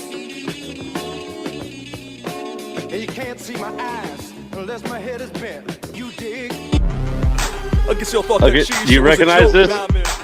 No. This beat? D-Man, you know this beat, right? I don't know. It's a rap song. I don't know if you're into rap. Don't get months. That's the joke. It's ballin'. The song is ballin', but they call it bowling. Yeah. Oh. Your boy renting shoes, but I got my own ball. Caught me some pleated pants last week at the mall. Jack 'em up high, size extra small. Staring at my package on the wall in the hall. Swollen! Wednesday night and we ballin'. League playoffs, co-ed teams round robin. It's time to hit the alley hard. Brand new fitted and my favorite wrist guard. Outfit alone cost $8,000. That don't include this bling I won at bowling camp. Iced out Greek gold socks on my feet. Number 2 pencil in my lucky score sheet. We so fly, throw strikes, you know this. Bowling! Hands and thighs, high fives, and duck pins. We so high, eat all night, you know this. Bowling! Cheese fries, peach pies, nacho chips. Slow down, yeah, you might catch a gutter ball. Fuck that, that's why I put up the bubble. You might catch a gutter ball. Just sit there and stare and scream when the kid pick up the 710 spare. Bowling! Go to the snack bar and hook it up. Extra jalapenos, bitch, hook it up. Get me some change for $1. Oh shit, I made top 10 in Centipede. Holla! 1 a.m. it's my turn to roll. 2 a.m. fingers stuck in the holes. By 3 something, down 20 to the claw. Damn, I'm trying to win that little fucking stuffed dog. We so fly, throw strikes, you know this. Hey, bowling! Hands and thighs, high fives, and duck pins. We so high, eat all night. You know this. Bowling! Cheese fries, peach pies, nacho chips. Yeah! Nacho chips. Capo status. This bowling shit ain't really a game, man. It's kind of serious, you know what I'm saying? It's kind of serious. Kinda. Alright, hold on 1 second. Capo. Yo, what's good, fam? We chillin', man. We bowling. No. You know I don't roll on Shabbos. We ain't bowling. We bowling! Yeah! Hey, yo, son. Hey, yo, you stepped over the line, B. Nah, he stepped over the line. That is an illegal roll. You will get ducked. You will get ducked. Hey, scorekeeper, don't f around with my score either. It ain't a game. I will beat that ass. Capo status, bowling, 07. And we out. Yeah, that was a typical Tuesday for me growing up. Yeah, like it's funny. They're trying to make it seem like, oh, we're all gangsters at the bowling alley. Yeah, we have one of those in Charlotte, the glow in the dark bowling alleys. Dude, it's funny. The black lights. It's funny how bowling it's not as popular as it used to be. Like it's Dude, falling I was off. pretty good at it as it goes. I even had my own wristbands and gloves and stuff. So which one do you want me to? Yeah, well, I used to bowl, dude, when I was young. You're special. You're special. I candlepin bowled. Like that was the biggest thing I did when I was preteen. Every bit of money, I either went to the arcade or I went to the bowling alley. Yeah. Do you remember when they started making a Galaxy Bowl or whatever? Like it was like rave music and freaking. Oh, the 90s. I couldn't take. No, that was like the 2000s, like mid 2000s or whatever. We like had 2005 in Boston where they had at night. This one. It was annoying, dude. I was like, dude, I can't take this. It had a bar on one side. It was like a lounge on one side, and the other side was I think it had 6 lanes regular, candlepin bowling, and then it had you walk through a door, and then it was 6 lanes of the big ball. The big ball bowling, and the big ball bowling had the one with the flashing lights and the fucking, the rave music, and gutters and shit. Yeah, with the loud music and shit. Yeah. But it was on like Black the bar lights. side where the bar was. Well, downtown Charlotte, they got. What did you say? Big ball? Yeah, like big bigger ball. balls. Yeah, like the standard big, the giant balls, the ones you put Regular on. ball. Yeah. Then they have candlepins of the Yeah, balls. there's Oh, thinner. you mean You get the smaller? one- Yeah. They call that duck bowling. Candlepin are the big, tall. It's shaped like a Yeah, candle skinny. almost. They're It's kind of straight. tall and skinny. They're not With the like smaller fat ball, right? bottom. Yeah, with a smaller ball. Same ball. Like a that bocce you use. harder ball. to do, dude. Yeah, it's harder to do. bocce Actually. ball. Yeah. So It's which both. Yeah. which link am I supposed to click, man? Both of them. I got like Both of them. both of them. Yeah. The both I two already bottom got that ones. one. That's Gypsy Rose. I knew about that car when I was like 14. Well, yeah, Because that's nice looking. The first dude, one. That's all. It was built in the early 70s, I think. Like 73 or something like that. Early I'm talking about 70s. people spending some money on a paint job, dude. Oh, dude, you imagine the fucking guy that sat there and painted that shit by hand and do it, and then they hand lacquered it. Yeah. They put like 4 Dude. different candies on it and shit. Dr. What Bass do you Ackwards think? has been playing fretless bass. Ooh, who Yeah. plays fretless bass? Trivia. Jack I Bruce can't played a play fretless bass. Who's that? Jack Bruce from Cream. Oh, from Cream. Oh, he played. Oh, Yeah. nice. Yeah, yeah. He did, didn't So Korn, right? Korn. That's where He plays he played fretless. Yeah, Yeah, fretless is slapping it, different. dude. It's got a different tone to it too because Oh yeah, it's crazy. it doesn't. Well, I know sound- one person who can actually play all bases, but I'm not going to mention his name. My brother played. No, My but- brother used to play bass. Yeah, I'm talking about Les Claypool. That's all I'm saying. He Oh. plays all. yeah. Every bass. I mean, Every base there is, dude.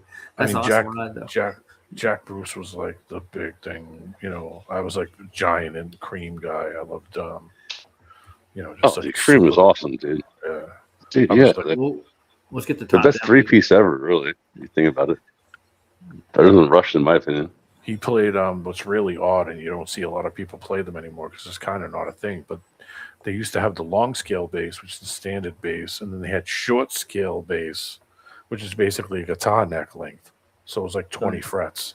So it was just the neck was nice and short, and they have a Yeah. different tone to them too. Like the tone on them is a little different. EB Gibson made it an EB, I think EBO in its short scale was really fucking.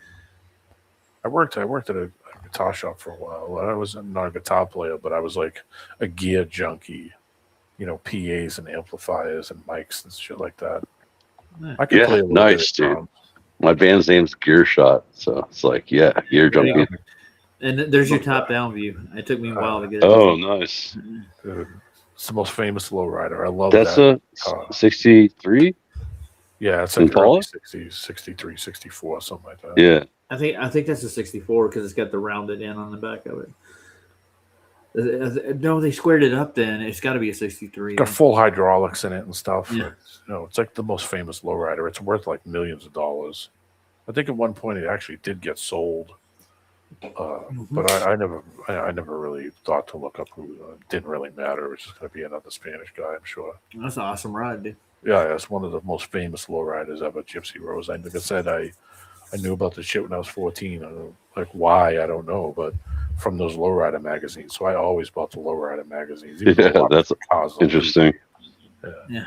I still got that book. I'm trying to save the PDF. That's a PDF, right? Oh, yeah. It's got, even got a library card in the PDF. Yeah, I know. Like, holy shit. Every time one of those videos brings up old books, I always go right on Internet Archive and try to find them immediately. It's the first, like, as soon as he said the word, I went right on there within 10 seconds and found it. I was like, thank you, grabbing that PDF. You want to know the title of the book, Scott? Yeah, you Gentiles. You Gentiles, man. Yeah. Oh, there's a lot of propaganda out there, but stuff like that you don't run into, you don't see it, and it explains a lot more to history. I think when you can actually see the people who actually lived and they wrote the books about these things, and finding and keeping those books, man, you can archive this stuff and share it with people. You get to get a real glimpse of what history really is. That's why I've had an offline computer that's offline, no internet connection whatsoever since like 2000. I've had an offline machine since probably the beginning of 2000. Oh, nice, dude. So yeah, my friend has one of those. Singe Man. You know Singe Man? He's got one like that. He keeps it offline. He doesn't let it on the internet ever. Yeah. And I mean, I always use an old machine like, XP era computer because those machines can do way more than what you can do today. I mean, besides all the AI shit and all that crap, throw all that shit out. But I mean, when you think about, I've said this before, I know it's ridiculous. Cubby, I said it one time, we were in a conversation with Cubby, and Cubby didn't understand what I was even talking about. Like, why would you have a computer that doesn't go online? Like, it didn't register. And it's because, why you would do that. You could do a lot more on those machines that you could do today. Yeah, you can do shit today, but I can do all the shit from a computer from the mid 2000s that I can do on this newer machine, from 2018, and do more shit on that thing than I could do on this thing. It's just why I just always keep it offline. Yeah, because the internet bleeds like bad stuff into it, right? Well, they can change it. It'll bleed into it. They can manipulate it. Well, the main thing is that you physically own the software because it was physical software. So once you bought it, you owned it outright. You could do anything you want with it. You could copy it. You could trade it. You can sell it. I could sell it to you or give it to you, and you could put it into your own machine. You could make fixed EXE so you don't need the disk, so I can just copy it 25 fucking times if I want. The closest thing I have to that within history is I have a big I had two of them, two backup hard drives that I would actually plug in the PC, download the files that I want, like all my songs and stuff. So the files don't get corrupted. So I have. That's what I was saying. Corruption. It's corruption, right? Yeah. Doesn't it? The internet corrupts. Well, it can. It can. The thing about software today is that's why you keep it off the internet, right? Like, what's the reason? I'm saying, like, right? So you have a machine that you keep off of the internet, right? Yeah. Well, one, it's not safe to use online because it's obviously too old. But because the software itself from the that part physical, too. Yeah. Because that era of software is physical shit, meaning that you bought a disc or you bought a DVD, and that was the actual program. You didn't need online activation. You don't need help. You don't need updates. I don't need any online shit to get it to work. I can just install it straight from disk, and it installs, and I'm done. Yeah, but if you connect it to the internet can seep into it and it'll kill that machine in a second. Corruption. Yeah, exactly. I mean, but there's no reason for you to hook it up online. No. because you But don't I need mean, to. but think about the way it's heading online though. Like this, they're like you can go in, you'll see a web page one day, and they'll be able to alter, change what happened. Yeah. If you actually save the data, that's what I was doing, saving data offline in real time, and that way that you don't Yeah, I lose mean, that I could original. copy. Well, I mean, all the things that I do on this machine, I could do on that machine. The only thing I can't that I'm not going to do on it is online. I don't need to. But that's like my work machine. That's my play machine. I can play all my old games on it. I can edit. I can audio edit, video edit, picture edit, record on it. I can do everything on that machine with way older shit. And I own everything, meaning I own all the hardware. It doesn't have to be online for me to activate it. It doesn't have to be online for me to use it. I can store the information or store it on an external drive. I can plug and play it into any other machine. I can take the software and install it in any other thing. You know, D-Man, you know what this means? It's the same thing as like how old cars are better.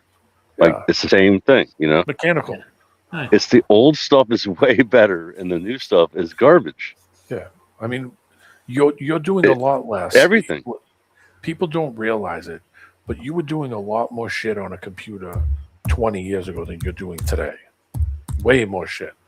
Because you were using discs, you were using CDs, you were using floppy disks, you were using all kinds of shit. You were using Floppy way more disks. shit. You were using SD cards and fucking MMCs and SD. I mean, you were using way more shit. You were doing way more things on it. So when people think, oh, that old computer don't do shit, bullshit. I can do everything that this computer can do and fucking more. And I got full Dolby, and I have a sound card, and I have a fucking, and it's a DVD player, and it's a home stereo, and it's a jukebox. I could just keep going. And it's this, and it's that, and it's a recorder. I mean, I've recorded on a laptop and recorded my friend playing guitar on the laptop and took it home and edited it all up and fucking sent it to him in an attachment and email. It was like, oh, Dude, great, wow. he's like, what'd you do? I just watched a video of 1990s STP, you know, Stunt Double Pilots, right? Yeah. And it sounded awesome. The video was awesome, and everything was like way better than freaking like right now. If you just take a phone, like people think, oh, iPhones are so much better. No, they're not, dude. They're not better than old technology, dude. You can use old software on newer hardware up until about 2014, 2015. So I could take software from 2002 operating system. I could take an operating system from 2002 and install it on hardware up to about 2015. That's where the driver driver software doesn't have, it doesn't have any drivers to run on old OSs, on old operating systems. But I've been collecting shit since 2000, and I haven't got rid of one piece of hardware or one piece of anything I've had since 2000. So I have every piece of hardware. What do you mean, like hard drives and shit? Like what do you mean hardware? CPUs, heat sinks, fans. You collect all that stuff, yeah? Yeah, I keep it all because so you know how much you got? Like how much? Like crazy amount? Like a hoarder? You're a hoarder? No, I'm not a hoarder, but I mean I got a good amount of shit that I'll have it. No, I mean, dude, don't get me wrong, dude. I love keeping everything, dude. Yeah, every tool I've ever had, I keep. I'm not every a use. hoarder, let's put it this way. I've got a soldering iron that's like 20 years old. Yeah, so do I. But I have enough hardware that I could run that shit to the last day that I die, and never run out of parts. Never, ever. Meaning I could keep a machine running from now probably 2 more. Never ever. Never. So, I will never go without having an offline box. Even when I'm done with the internet, I'll still have that machine running. Remember that song, Outkast? Never ever. Never ever. Never. No, we'll say, hey, okay.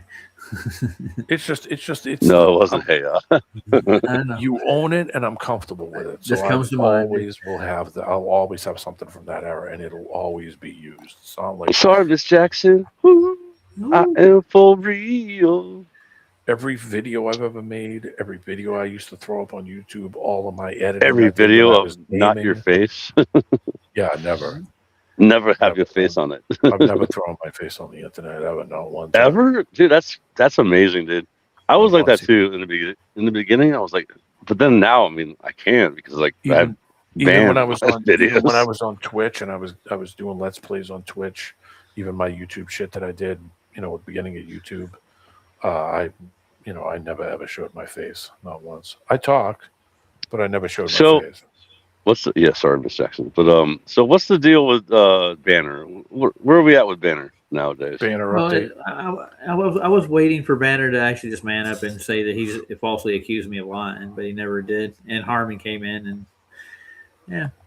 Well, as far as I know, he hasn't come over to try to come over and say anything else to me personally. But I mean, I don't know how you guys feel about it. But I think he just got mad at me and falsely accused me of being a thief to begin with. Yeah. Yeah. What do you do about that though? Like, I mean, I can he's just being Banner, right? I'll refute his claims. He's that I'm been a doing thief. this I did for a that. long time. Long time. Yeah, there's no point A in thief? even He called you a indulging thief?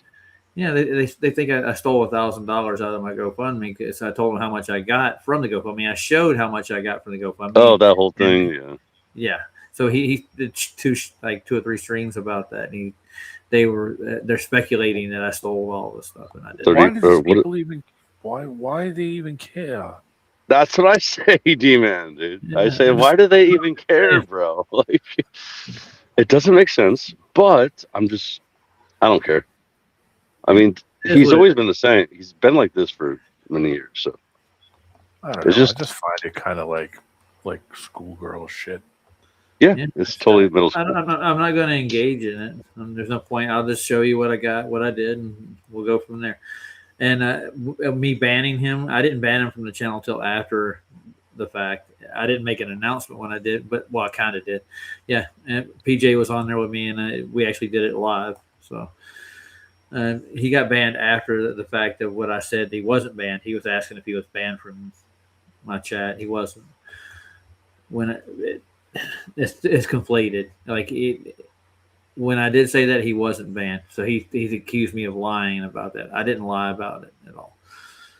If he would just man up and stayed in here and had a conversation with me and Harmon, and instead of like demanding an apology from me and just said, hey, I'm sorry I accused you of those things, and actually discussed about me banning him from the channel. And why. Say you're sorry.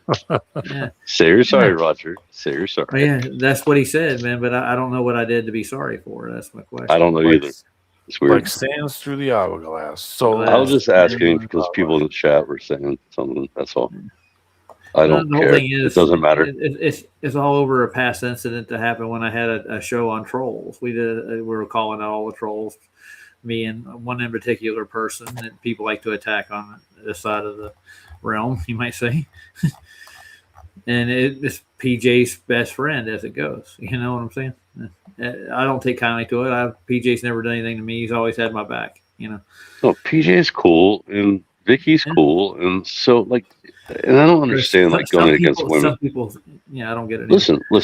I don't understand that part. I don't like that. So. I always stand by that, dude. Don't mess with women, dude. Don't make fun of women. It's just not cool. As a man, don't be. It's not a man, dude. You're not a man if you mess with women, dude. Is Nathan in here? I see somebody saying hi to Nathan. I don't see it. Good day, Nathan. Yeah. Logical said hi to him. I don't see him in here. He said, "Good day, Nathan. Good to see you." I gotta get going in a couple of minutes. I gotta work in the morning. Yeah, I need to close it down. Too far away. So. Yeah. I should have been gone like 3 hours ago. Yeah, it's been almost 2 hours. Yeah. He did. Saab went long, and I probably should have dived out at like 12:30. But you stayed on to the end. I pretty much did too, didn't I? Yeah, it was cool. I mean, I probably won't hop on for a couple of days. Like I said, I'm sticking around a little bit, but coming at the beginning of the year, once it starts getting cold, I'm out. I'm probably not going to be around for most of the winter. I'll be in the chat. But I'm not going to be on voice because of the surgery they got to do. So I'm not going to be speaking much over the winter. Probably not at all. I got to shout out Matt. He just donated to my GoFundMe. Dude, don't donate through here if you want it. But thanks for the donation, man. But I'm not going to be putting it into GoFundMe. I'm going to put it into the savings account by itself with the rest of it. I'm not going to use GoFundMe because they're going to take out an arm and all that. Yeah, they're going to take a fucking chunk out of it. They already did. So once you do that, why would you keep doing it? It'd be stupid to do it, wouldn't it? Like, here's my money. I'm going to hand it to you. It's not my money necessarily. I have to get like 2 or 3 oral surgeries over the winter, so I'm not really going to be talking very good, if at all. Oral? Did you say your mouth? Yeah, they gotta take. I got a little steel. I don't know what it is. Some kind of metal. It's on the corner of the roof of my mouth. Crap, I forgot to play Santero's video. Taking it out. Yeah, they gotta cut the roof of my mouth open and take the screws out and pull that fucking thing out. And they gotta take all my teeth out. Yeah. So I don't want to interrupt you anymore, but Santero gave me a video to play. I forgot all about it. Okay. It's Dr. Blitz. This is what I was talking about, Angel Path of Light. Or not Path of Light, but Angels of Light. That's what he goes by. It's one of his videos. This guy is a complete, I don't know, numpty, you might say. Let's see. What is this? A video? Yeah, Dr. Blitz. He's a kind of like an anti-flat earther. He is an anti-flat. All right. So how long is it? How long is the video? It's a short. So okay, cool. It's I want to see if D-Man likes our song, our cover that we do of Stevie Wonder. You know Stevie Wonder, right? Is he blind or not? No, he's not. Well, I don't know, man. He's not blind, right? So my joke is like, Stevie Wonder cover. Is Stevie Wonder blind or not? I wonder if he's I think blind he or can not. see, but I don't think he can see very good. I think he's Well, yeah, he's legally probably blind like Mr. Super. Yeah. Yeah, like legally. But legally, yeah. But you know higher ground, right? Obviously, right? D-Man. Oh yeah. Well, the Peppers redid it. It was the most popular version. It's the cover of a cover of a cover. Yeah, I remember the Stevie 70s Stevie version. Yeah. People. All right. I know the song quite well. I love it. All right. You did a cover of that just recently? Yeah. A cover. Actually, you know what I'm going to do? I'm going to cut it off of here and I'm going to listen on the phone. Okay. D-Man. Well, thanks for coming up, dude. Good to see you. All right, D-Man. Peace. Later, dude. All right, here we go. So Blitz pulled out his lecture notes onto me and tried to teach me from it. While doing so, he proved a flat Earth twice. Is equal to the sine of 60 degrees. Do you understand why it's equal to the sine of 60 degrees? Degrees off the horizontal, which is not curving, right? Wait, is that AI? Do you want, sure, we can pretend the Earth is flat for this example. You just proved a flat Earth. Yeah, we can pretend that the Earth is flat for this example. Yeah. Blitz, you just proved a flat Earth. Yep, I definitely proved the flat Earth. Why'd you use a flat baseline in your example? Oh, you don't have to. You can just choose to if you want. Can you show me the one that doesn't use that then? Oh, I don't think that you'd understand. Oh, here's the lecture. Oh yeah, cool story. No, show me the one that's spherical. Use a globe. Why'd you use a flat Earth? Hold on, you gotta know the underlying science before we can talk about the actual topic, right? I have to know that the Earth is measured flat in your example to talk about the shape of the Earth. Well, I said that you could use a flat Earth, but you don't have to. You can use whatever shape of Earth that you want. Why didn't you use a globe then? You can. Use it. We would say it's X units in the I direction, Y units in the J direction, and Z units in the K direction. Does that make sense? So X, Y, Z coordinates, is that what you just used? Yeah. Yeah. These are Cartesian coordinates. Welcome to flat Earth. You know that's a flat baseline, right? You know X. He doesn't even know. Blitz, you just proved a flat Earth again. You used X, Y, which is a flat plane. I proved a flat Earth again. I'm surprised you proved a flat Earth again. Does Z come off X, Y? Oh, you mean like in standard Cartesian coordinates, is Z coming like perpendicular to X, Y? Absolutely, yeah. Oh, so off a flat plane then. Yeah, so here we go. Yeah, in Cartesian coordinates, yeah, absolutely. So did you know that coordinate systems don't actually define the shape of the thing that you're on? So an X and Y coordinate is not a 2D plane? They define a 2D plane. Welcome to flat Earth. Did you know that you can use X, Y, and Z coordinates to describe position on the sphere? Go ahead, show it. Yeah, you can draw a horizontal line out from your eyeball. Sounds like AI. No, these are real. I've been on his show. There's two people talking right here. Yeah, they are. Two real humans. Two real humans. Yep. Okay, it just okay. I've actually talked to. I haven't talked to Dr. Blitz, but Angel Light's been on Flash's channel. Talk to us. Anyways, for a second I thought it was like an AI guy talking to an or some nerd, you know. Yeah, this is why I sent. This is why I sent. Flat Earth is dead. It's not. You know how? Yeah, no. Obviously, you can't kill something that's like reality. Real. It's like you know, it's like what the heck, dude? Flat Earth is dead. What? Yeah, he's using coordinate system, a Cartesian coordinate system to actually prove a ball. But you have to have a deviant from the flat plane. You have to do it in mathematics. But the plane itself is always the reference. That's the point. That's how you. Yeah, it's the reference plane, dude. No, Yeah, Plane of inertia. I mean, come on. There's planes.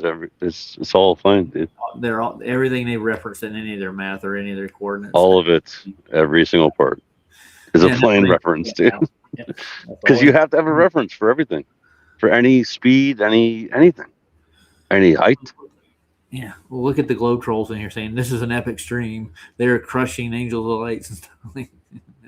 Wow, they don't get it. Retarded. It takes a flat Earth to make an idiot, right? Santero sent this.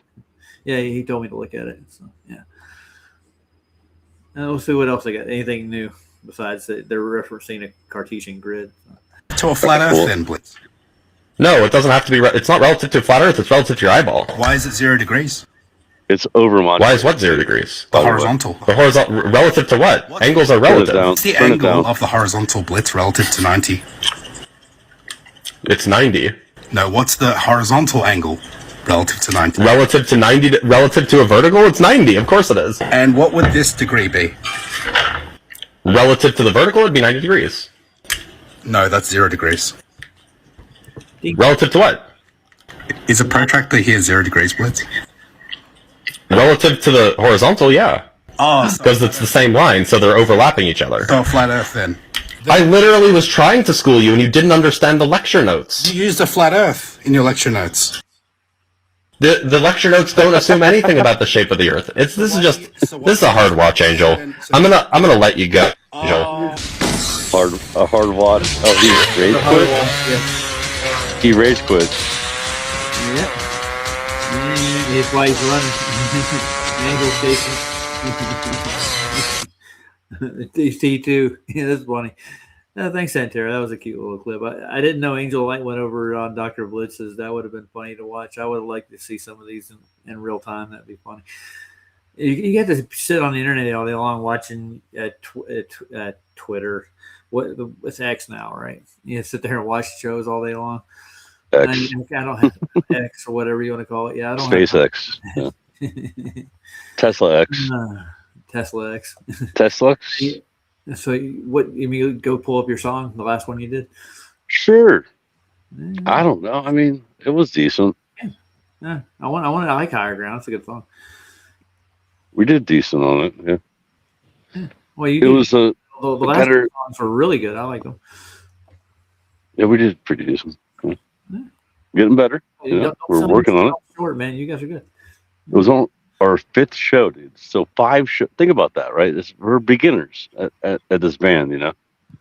This is a concept band that I made. You know, I put together 3 guys that all sing, and we all trade off on singing. And as a 3-piece, dude, it's really hard.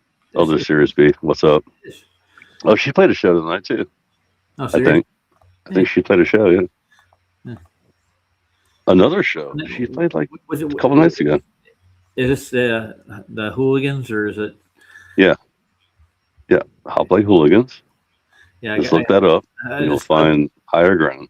I'm gonna look at my subs right now, see if it actually works properly, because like I should have the most recent ones I've subbed to at the top of the list. I don't know how they do this. Oh, there it is. It's right there. Boom! I found it. Thank you. Did you sub? Something right. Hey, yeah. By the way, did all you freaking retards sub to me? My new band? I'm not my new band, but you know. Retards, man. Well, I mean, they know I'm joking. People, man. They're very genius. They're geniuses, but you can't be like, telling people they're geniuses. I know, go right to the head, won't it? Next thing you know, yeah, their heads are too big to get through the door. Yeah. Yeah, I haven't been watching, on what do you call it? What's the name of that platform? The big one, the Discord.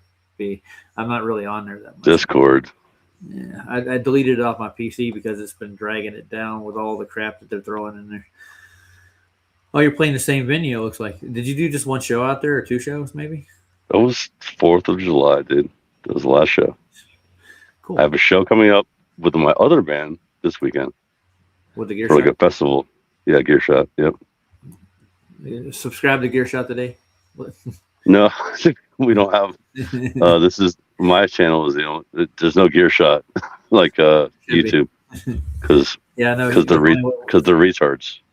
There's They're a bunch of retards. And then you got the Hoplite Hooligans. Yeah, Hoplite Hooligans and Earshot. Yeah, two bands. Two Two bands, one drummer. Yes, he's an icon. Yes, he's a demigod. All right, here we go. You ready? Higher. Sure. Nice baseball.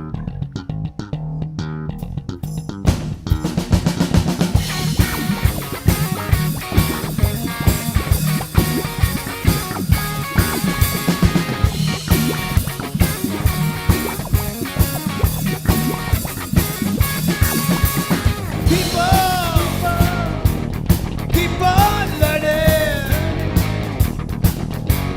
Soldier, keep on warring. See, I don't say keep on turning. Look, I don't sing that part. I don't say keep on turning. Definitely a global song. Keep on lying. While you people keep on dying. Keep on turning. But it won't be too long.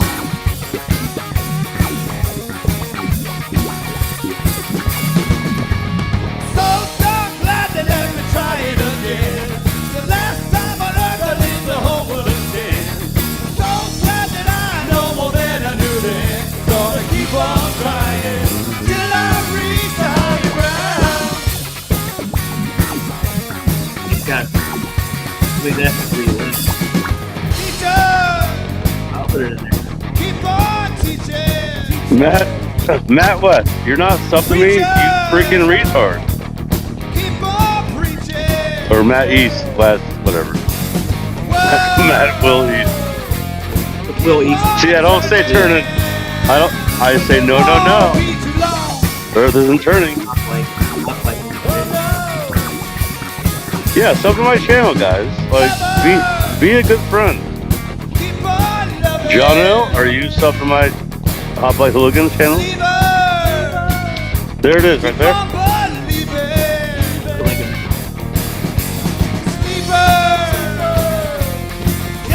Stop sleeping.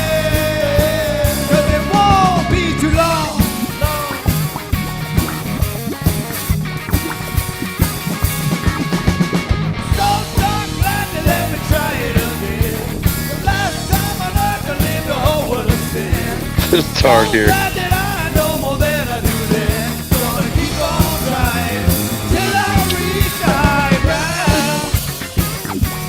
Dude, Homeboy's playing bass pretty well, dude.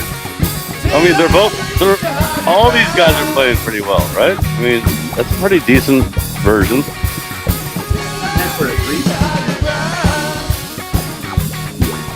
The singing is very high, so it's a struggle.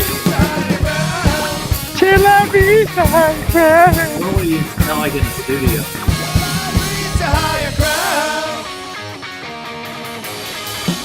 Punk rock. You're doing the Peppers version. Double bass, look. I could throw in some double bass. I always do that. Oh, look at Birdhouse video. I haven't seen Birdhouse. Yeah. Tony Hawk.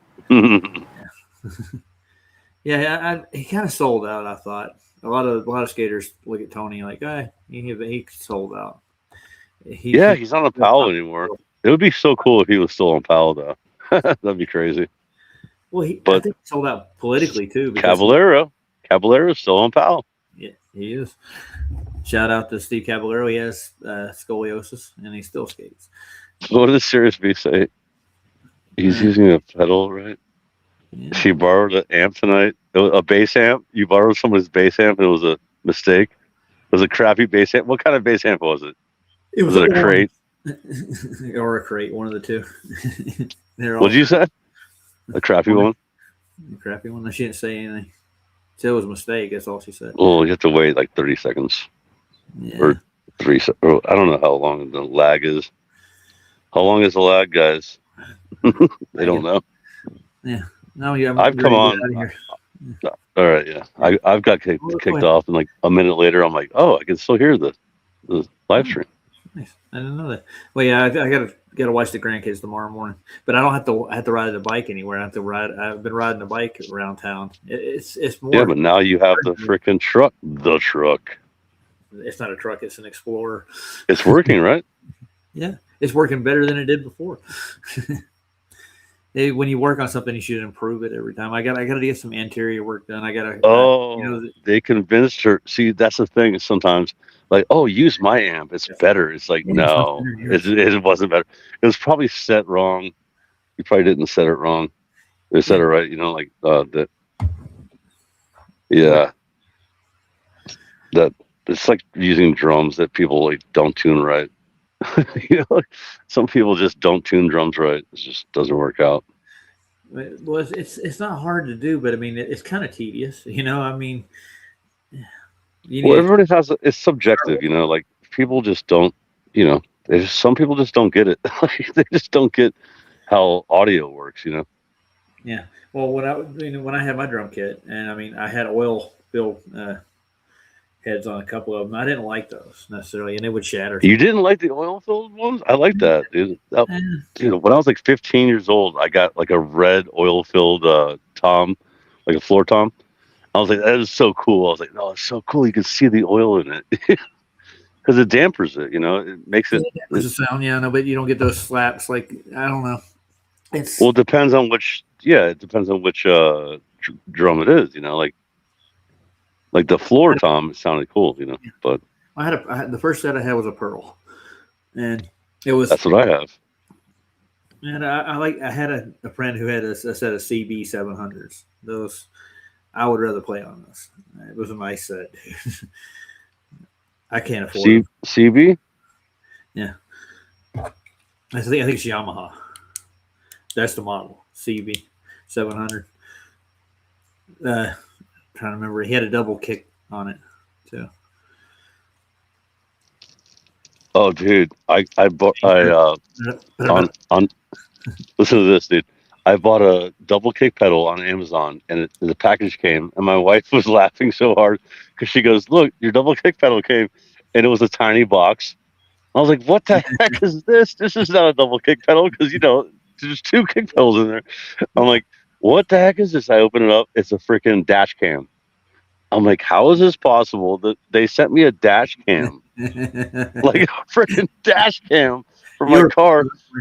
And I was like so pissed, and I was like ready for my new double kick pedal. And I get a dash cam, so I had to reorder it. And by the way, it did go down in price. It went down $25. I was like, okay, that's cool. So I got my new double kick pedal today. So I'll see. It's a direct drive too. You know what that means? It's direct drive, so it's not a chain. Yeah, I know what you're talking about. Yeah, I know. Yeah. So I've never used a direct drive like double kick, you know, before. I'm interested to see how it feels. So we'll see. Well, I think it's cheap too, dude. It's freaking super cheap. Like, I might send it back, you know, if I don't like it, but we'll see. We'll see how fast it goes when you play it. Yeah, it might be faster because. Yeah. My pedal, I have a 20-year-old pedal. It's what is it? It's a Pearl. It's a Pearl, whatever that old. It's like $500 now. It was like $300 when I bought it. But it's like, you know, it kind of wears out, you know, after a while. It wears out, and you know, it gets a little delayed, a little laggy. You know, it gets played in the. I'm trying to remember what I think I know exactly what you're talking about. Yeah, it's not that durable. Let's put it that way. The chain's a lot more durable. You beat the hell out of that thing. I think I'd rather play on a chain. Thinking about it. Well, it's supposed to be faster. Like yeah. You know, like it doesn't. There's no lag on the direct drive. Because it's like steel, you know. Yeah, I know. That's what I had on my Pearl. And the chain can get, you know, the chain can get, because you know all those little links, they can get like delayed, like they can get like stretched out from pounding it, you know, for 20 years. So we get worn maybe out. It'll be faster. I don't know. We'll see. And she was using a Kruger amp, and beefy. Oh, Kruger. Yeah. Oh, I like talking shop, man. It's been forever since I've been played. The second set I had was a Matrix. You ever seen those? Matrix. Yeah, it's a Pearl made set, but it's called the Matrix set. Oh, the Pearl Matrix. Yeah. Yeah, it was all right. And I got a set of rototoms once. Dude, I want rototoms, dude. I really do. Like, I want them because I play a lot of that kind of stuff, like a little bit of, like those sounds that you want. Change the pitch in it, man. That's all you're doing. Yeah. Yeah, because I played Rush and stuff, too. So, and he played a lot of the kind of things. Mm-hmm. Or the what are those rotos? Yeah, the rotos were. Man, but I can't. Are you talking about the long? Are you talking about the ones with the long tube, or like the rotos that are just flat, like the flat ones? Yeah, they're just those. Yeah, on the spin. Yeah. Yeah. I want some of those. Tama. Oh, the Tamas are the CB brand. That's what it's not Yamaha. Tama. Yeah. Tama. Yeah. A friend of mine, he played metal, and he had a double kick chain. What cymbals did you use, like normally? Well, just I'm trying to remember. Whatever you got. Yeah, whatever I could get my hands on at the time. Yeah, I mean, me too. But like, I always like Zildjian, but like, Pasty, what everybody gets. Pasty, whatever you want to call it. I had a Zildjian. I had the ride and a hi hat. That was the standard set. Yeah, my ride is Zildjian medium ride, 20 inch. Uses those, man. Yeah, 20-inch ride. It's good. Yeah, because you can smash. I can smash it too. Like that's what I like about it. Ding ding ding ding ding ding ding ding ding ding ding ding ding. Hit high on the ride. That's the best way to do it. Well, gentlemen, ladies, all right. I'm gonna go buy me a drum kit now. I haven't had one in years. You haven't had one? I can't afford one of those things. No, it's been that was back in 86, 87. That's when I first got one, and I think it's been a while. You got an 87 Pearl? It was Pearl? The one I got was a used kit. So, yeah. I'm just saying, though, it was Pearl, right? Yeah. It was Pearl, yeah. Yeah, my first one. Let's see, how many pieces did I have in that set? What? The two toms on the top, bait and the 4-tom, the bass, snare. Yeah, that was it. Standard drum kit. 5-piece, yeah. 5-piece set. Yep. Mm-hmm. But now I would go with a lot more. I think I'm Neil Peart or Danny Carey or there's. Hold on, Jeff Gasshead. Jeff Gasshead plays synth. Nice. He does. Yamaha. Still got Yamaha, yeah. Mm. And Oberheim. And my dad got me involved with the music too because he worked for a couple music companies. He did repairs for like their keyboards and stuff. So I get to go in all these high end music shops when I was a kid growing up. First guitar I had, guess what it was? You had a guitar? Fender? No, I didn't have a Fender. First guitar. I don't know. Oh, Ibanez. Yeah. I wanted to be a rock star. I couldn't. I mean, I could play like a metal guitar. Yeah. I wanted to be a metal. Mini Moog. Oh, dude, that's hilarious. This serious. You just said that because Mini Moog is like that's the synth on some songs we play, and I remember because my keyboard player, she's like, "It's a Mini Moog." I'm like, "What is a Mini Moog?" Mini Moog. Yeah. And that's the thing, dude. It's a synthesizer. Yeah, I don't doubt it. I never really got into the synth. My dad fixed, like the Rode synthesizers, Yamaha. He paired all of them. They're all basically the same systems, just with different toys in them. Yeah. So my dad's bench out back in the shop was just covered in Yamahas, Rhodes, and a few other. What is remember the B3? Was the B3? There's a B3, and what's the one that like? Oh, not Harman. Is it a Harman? Yeah, Harman. Harman. What's the one that like rotates, and it makes that sound like the wing, like Bob Marley wow. used it. Yeah, I know what you're talking about. I think it's Harman, right? It could be. Yeah. Oh. Yeah, Chef that's Gas Harmon. said. Yeah. You were trying to refer Harmon like the person to the keyboard. No, I don't want to bring him up. I'm saying I think it's a Harmond with a D, I Yeah, think. Harmon. Yeah. And That's- then that's the B3, I band. think. Yeah. And a couple of the bands that were coming up, and even the DJs were doing this kind of shit. They were getting Leslie amps and old synths and doing, trying to make it sound old school. You know, what a Leslie amp is, right? You ever use one? I've heard of it. Well, it's the rotating horn on the top of the oscillator that makes the sound that you get in traditional organs in churches. That's what I'm saying. Yeah. Yeah. That's what I was talking about. Like the sound, like how it rotates. That's Leslie. Yeah. Leslie. Okay. Yeah. I've been on both sides of production. You probably have too, like playing and producing. Well, I was over the shoulder of the producers sometimes, engineers. You know. Yeah. Yeah, I mean, I did recorded like mixing for 100. a couple of things. Yeah. I recorded like 120 songs in studios. So it's a lot. So what's your favorite?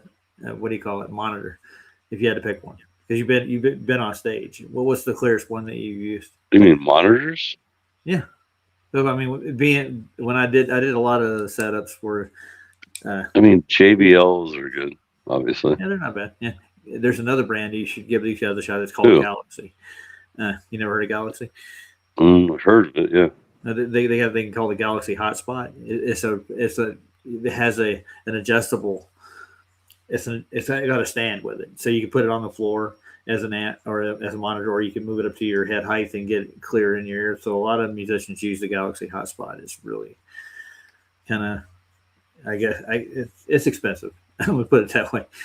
Well, we use inners, like we use inner monitors, so we don't use monitors. They didn't have that back when I was doing sound. Yeah, well, it's kind of new, yeah. Past 20 years. Yeah, the sound work I was doing with Carolina Audio, we were doing runways. Did we do runway shows for Dillard's, Ivies, and Belks? You know who those companies are, right? What? Dillard's, Ivies. Oh yeah, Dillard's. Belk. Yeah, we did all their runway shows. Belk? So we do the sound for it. Yeah. We still have a Belk here, dude. There's a Belk down the road. There is a Belk down the road. I Half haven't an hour. been to a Yeah. Belk since I was a baby, dude. It's been Dude, there's a Belk in Winston and Elkin. Yeah, two towns. In Charlotte, there's a Belk. Wasn't it Belk Lindsay though? Wasn't it Belk Lindsay? Right? Back in the day. It was Belk Lindsay. And then it became Belk. Belk, yeah. Kind of like JC Penney. It was Penny. Yeah. Well, the Belk family live in Charlotte. They have a what do you call it? The loop that goes around the city is called the Belk Parkway. It's named after the Belk family. The main branch for Belks is in Charlotte. Oh, really? The main department store. Yeah, I grew up with that crap. Woolsworth, Belks, but we shopped at Kmart, man, because we couldn't afford that shit. Oh, every once in a while we go in and get some we go to get some what do you call it? Who's the name of that company that made the polo shirt with the alligator on it? What's the name of that company? Oh, Izod shirts.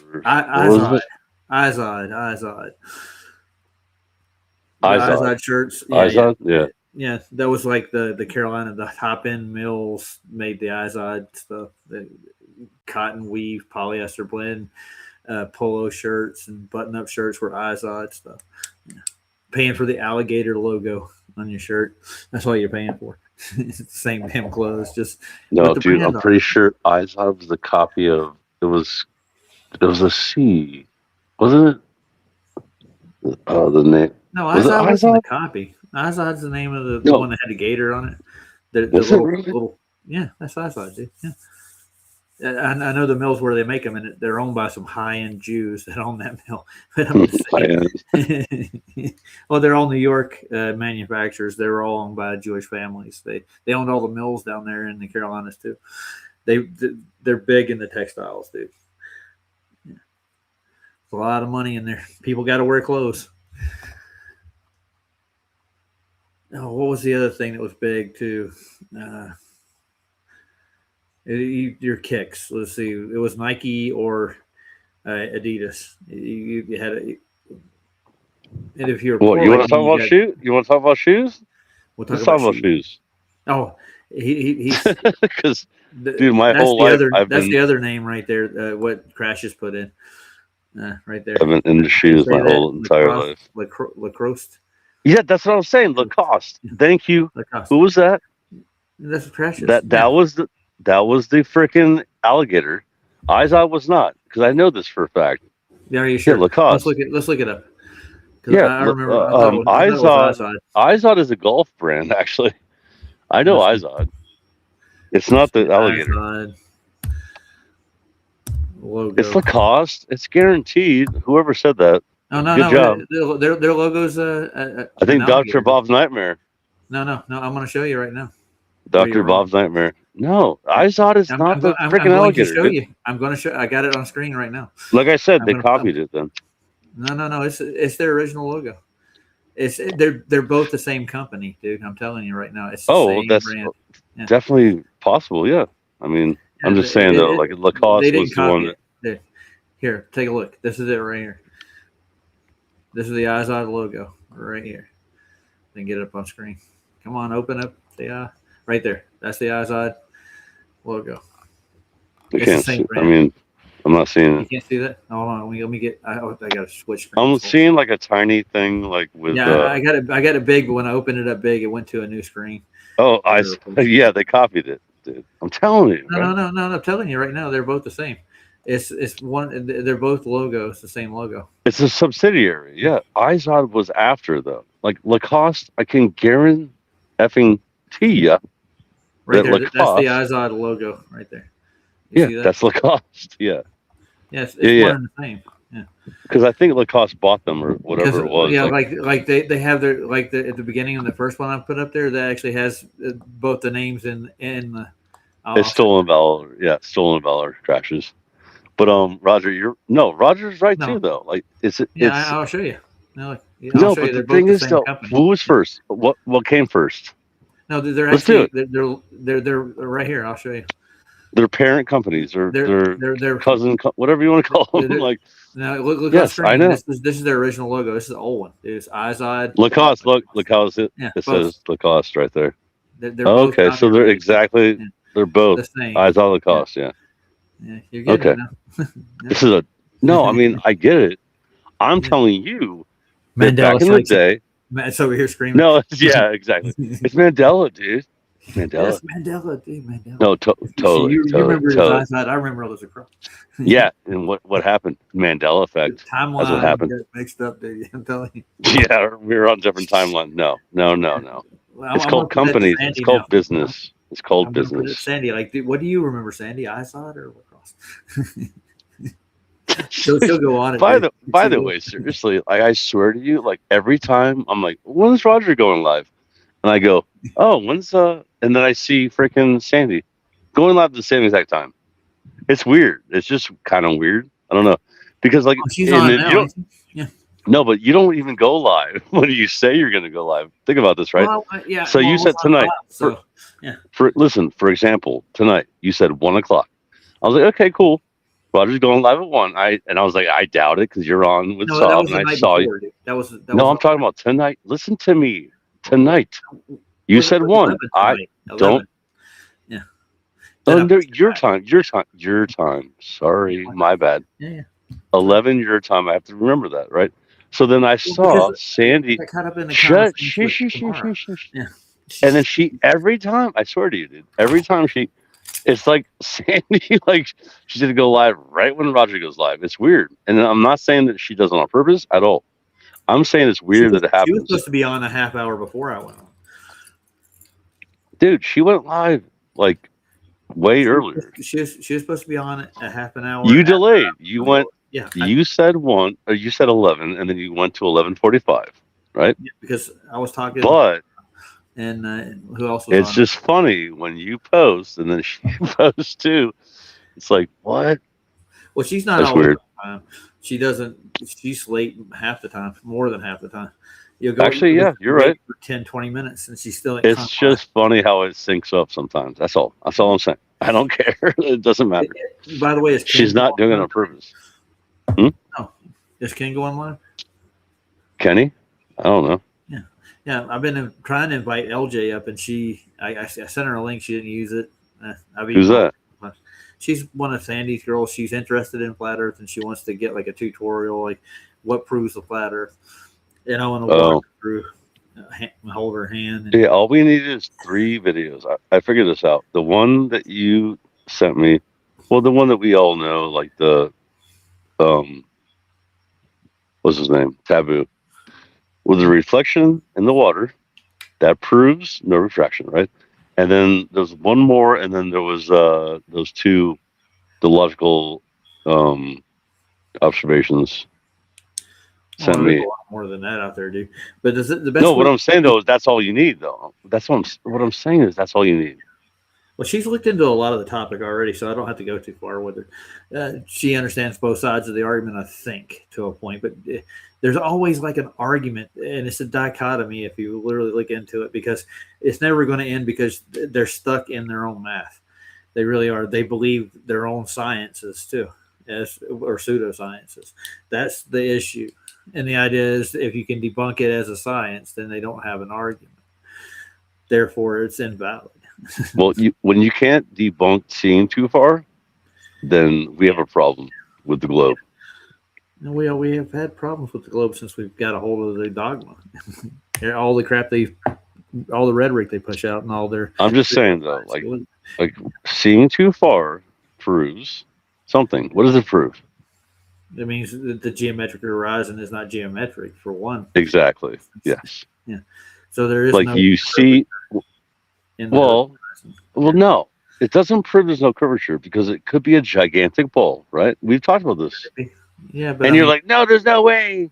There's no way. I'm like, no, maybe it's a gigantic ball. Like, dude, you can't prove it's not a gigantic ball, right?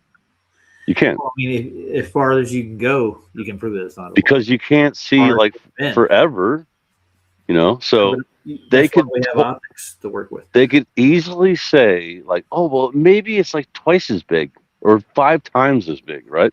Well, then it doesn't work in their solar system and the stuff they preach is science. It doesn't work at all. The model according to calculations. Yeah, well, yeah. The calculations to the stars, and even their space flights, for matter. They've orbited. They have stuff orbiting the so-called. Dude, I am not bringing up fake fantasy land when I'm talking to someone that doesn't understand flat Earth. Dude, I just wanted to explain it, like easily. Like, look, we can see way too far. Isn't that like weird? Like, think about that. Yeah, but that's very weird. We got to prove a ball first. So go as far as you can and make observations. See if you can find it. That's what I'm saying. Like, is it continuously just a infinite plane is what we're looking at, or are you looking at an infinite ball? It's possible. Infinite ball, dude. That's the funniest thing I've heard in a long time. Yeah. Infinite ball. Yeah, it just keeps going. It keeps curving, but like you can't tell. You just can't tell. It's just a gigantic ball. That's what Jaron said last time. That's the funniest thing ever. So go as far as you can to the outer reaches of our realm and see how far you can go. That would look at everybody just posting. Yeah, not everybody. All logical. Yeah. The Indian moon landings. I'm happy. Oh yeah, that one. Yeah, the Minecraft. It looks like Minecraft. Yeah, it's like Atari. Yeah, it was hilarious. Anyway, all right. What are you gonna play out with? I don't know, sir. I had to think of it all pulled up here at one point in time. It's my go-to. Something better. Something better than that? Okay. Yeah, I mean, not everyone loves Sick of the Wall, you know. I like them as it goes. How about Twilight? I do, but what? Yeah, no, I'm just messing with you. Yeah, I still haven't found any convexity in any observations. Did you say Taylor Swift? Yeah, it popped up when I went to the search bar. It was one of the people that Dude, everyone just roast Roger for saying Taylor Swift. no, don't roast me. Just saying the words Taylor Swift. Garbage town. Well, okay. Let's see. Well, I'm gonna go back to my homepage and find some music. Music. The Mandela effects. Did you like my thumbnail, by the way? What was it? Oh, I don't know what was it, by the way. It's a mechanical. It's not even showing up car. now. Why is it not here? Well, The background. Oh, that's not the thumbnail. I'm saying though, like, normally, doesn't it normally do that? I'll show you my thumbnail right quick. Yeah, some lady with big boobs in a car and laughing at someone. No, watch, you'll see. I'll show I'm you. guessing. That's what you're guessing, but it's close. It's exactly what it is. Yeah, but she's not. There's a reason. Something. Oh, Yeah. she's not laughing. She's horrified. Well, she's kind of surprised by something. Let's put it that way. Surprisingly horrified. Yeah.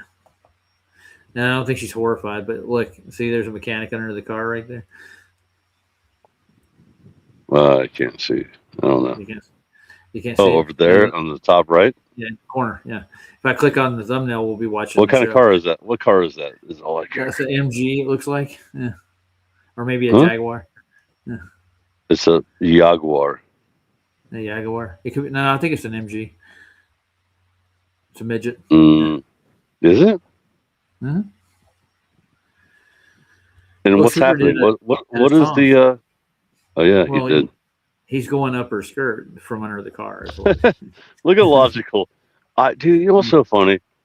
I mentioned the song I wrote or that I did, whatever, 2 years ago.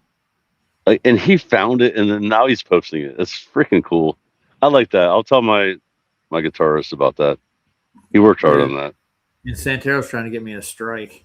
He play California. Santero's trying to get you a strike. Santero, how dare you? I know. I can't play How that. dare you? It's crazy. You son of a bitch. If I did play it, they'd have to trim it out. All right. Called him a son of a bitch. Like his mom's a bitch. I'll do the David Lee Roth version. Oh, there you go. You can always get away with that. Yeah. Of what song? California Girls. Oh. You know what's better than that is what's the I just heard it today too. It was Van Halen version of Roy Orbison. What's the tribute? Pretty Woman. There you go. Yeah, that's good. That's way better. I've already got David Lee Roth. Oh, okay. All right. California Girl. I like the girls in the video, man. That's the best part of the video. You know what I'm saying? I mean, I forget. I haven't seen this in probably 20 years. I don't know. Oh, dude, they're very attractive young. I mean, good for you being a straight man. Straight. There's nothing wrong with that. Straight edge. I don't know if it's straight edge. You got edges on your. You got X's on your hand. Remember all the straight edge guys? You remember that, right? Yeah, I grew up in that. Remember area. the straight edge guys? Yeah, dude, hardcore straight edge, dude. Freaking. I'm like, oh wait, I can't smoke weed next to you. Remember, you can't even smoke weed next to them because they would get mad. They'd be like, "You freaking druggies!" I'm like, "Oh, sorry." You don't do alcohol, drugs. Yeah, no, yeah. But then we like the same music. We're like, wait, hold on, straight edge hardcore. I mean, okay, don't be so judgy. Yeah, but there's a lot of the people were judgy, and they even had a band called Judge. You remember Judge? Oh, speaking of, we should play Judge first. You never heard Judge? It's hardcore. Hardcore, nice. Judge, you never heard of Judge before? Huh? I mean, maybe I just forget because you know why? I did drugs. Judge is a New York hardcore band, by the way.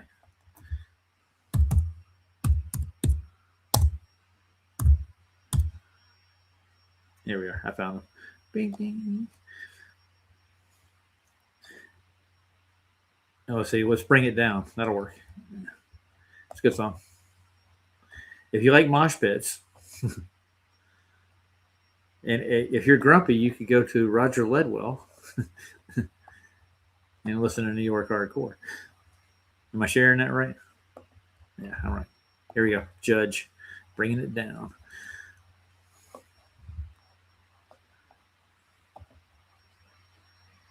Oh, it's not sharing. Do I have a good feeling about this one? I think it's gonna be good. You think Judge is good? Could be. I have a feeling. I don't know. I've never heard it. Maybe. I can't get the share, right? It's not working. Oh, it's just let down. I got to stop it and start it again. Yeah, it's just restream after about 2 hours. It starts acting up now. Here we go. We got it. Boom. This is them. Those guys right All there. right, here we go. Yeah, NYC hardcore. Yeah. This is the stuff I grew up listening to.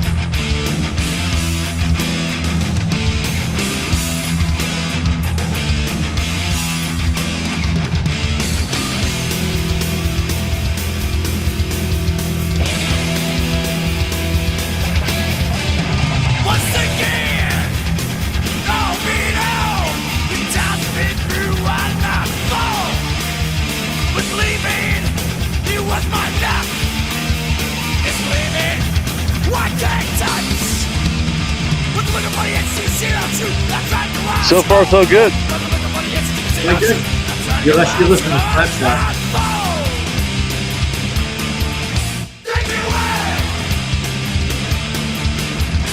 Yeah. I've been around, I've seen enough. Working for the weekend, not top. See, that's the question I gotta ask why. The guitarist is awesome. And drummer, too. There is this lady that's really they're created.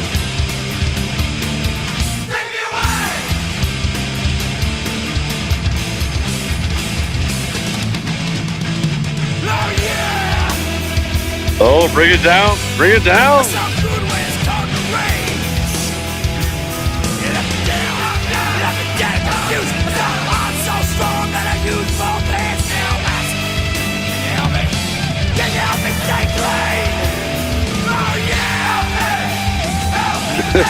Oh yeah!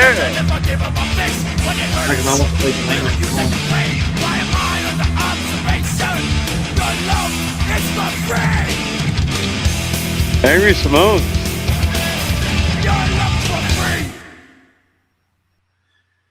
Pretty good song, guys. Yeah, it's decent. I mean, not my favorite. If you've ever been in these kind of pits, it's hard.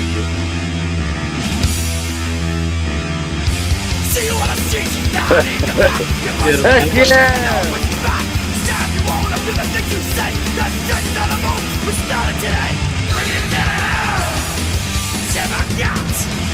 Oh, bringing it down.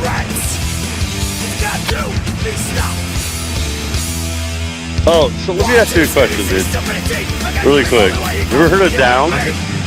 The band Down? Dude, I can hear you. What are you gonna say? Oh, my bad. It's Downset. So this name, bringing it down. Downset. Remember Downset? I don't remember that one. No. You don't remember Downset, dude?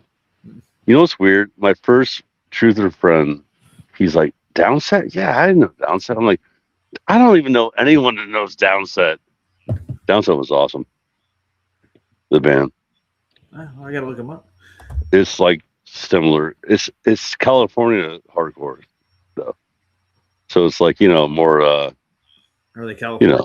More Mexican, like half Mexicans, like some of those guys are like, like they're part Mexican, like because their daddies came up and, made their, I got you.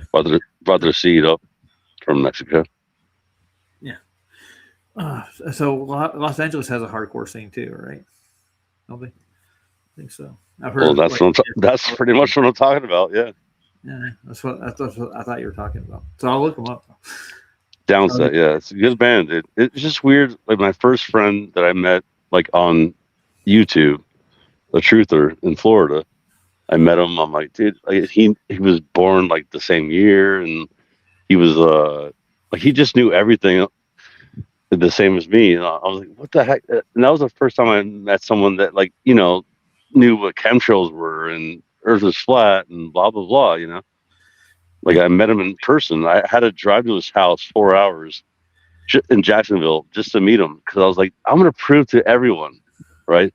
Everyone thought I was joking, like I was like some crazy person in 2000, whatever it was, like 15. Like you're crazy. No one's like you. I'm like, guess what? I'll drive to his house and meet him. How about that one? So my wife and my kid were like, oh wow, you do have friends that are like you, like because people don't believe. They're just like, oh, you guys are crazy. Yeah. Well, it's not just a belief. We get to the point where we can prove what we're talking about. I'm just saying though, they don't think that we have friends. Like they think that they're fake people on the internet, dude. Yeah, like bots or something. Clowns and bots. Yeah, they think I'm friends with like nonsense people or like fake people or something. I'm like, I will prove it. I will drive to his house 4 hours and go meet him and go, look, see, he's a real person that believes the same thing or knows the same things as I do. Yeah, that's what happened, dude. That's freaking 11 years ago. Yeah. All right. Well, let's look up your. What was the name of the band again? Downset. Yeah. Well, let's play the rest of Bringing It Down, and I'll find them.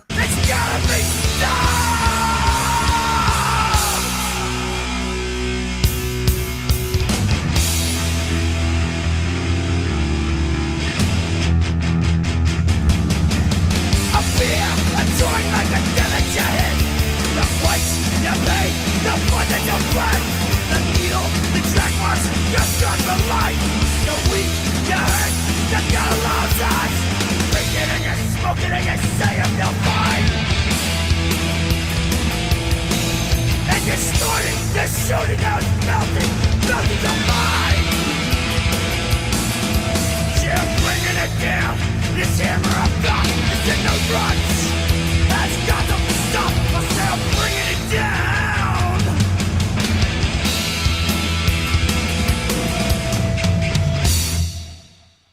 What year was that? You know what year? What year?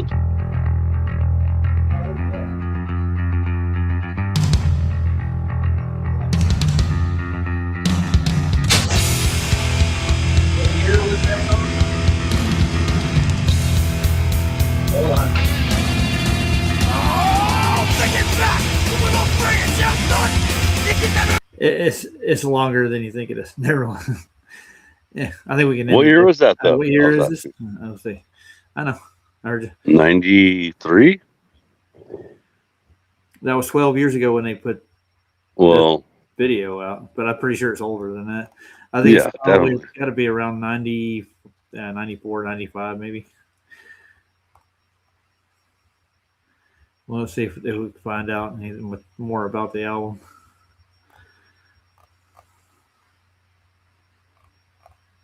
Nothing else in the description. It was kind of like Pantera, like early Pantera. You know? But I mean, this is like it's hardcore clubs. Let's see. And 1989. This 90s. It feels like early 90s or late 80s. Yeah. Oh wait, Jonah. Jonah got it. What, 89? The late 80s. Yeah, that makes sense. Yeah, late 80s. So, yeah. Spot on. Let's get Butthole surfers. No, thank you. The buttholes. No, thank you. I'm not. Electric Land is an alright album. If you had to go. I mean, yeah, there's decent stuff, but like, I'm not a fan. It's not hardcore. It's totally different. No, the thing is with what the biblical model of the earth is, you can't get outside of it, and that rings true with physics if you really look into it, the way the physical world works. I could say that's a belief in my world, you know what I'm saying? But there are effects that actually lean that way heavily, you know what I mean? So yeah, I think we're inside of an enclosed system, and what you're looking at in the sky for lights are outside of our physical world. There's a barrier between us and it. Dude, do you think that the moon is really like in a firmament? I don't think so, dude. In the sun too. I think it's part of it. I think it's part of the firmament. I think it's actually it's like on the surface of attached to it. Yeah. Maybe. Yeah. Doesn't matter. From what? Well, it for some people, yeah, it really matters. Like the whole argument itself, because if the Bible's right, then there's a lot of things that people have to answer for, and that's what a lot of why they push this other stuff hard, dude. You know, they don't want to feel like. I agree. Yeah, I agree with, the Bible is correct on a lot of things, dude. So denying that, even if you deny it, you might be like denying something, important, bigger than you are. Yeah. Yeah. Like just being, whatever, anti freaking Bible or whatever. Yeah. Well, the whole thing is that this whole heliocentrism is anti-Bible. Everything about it. Did you find Downset?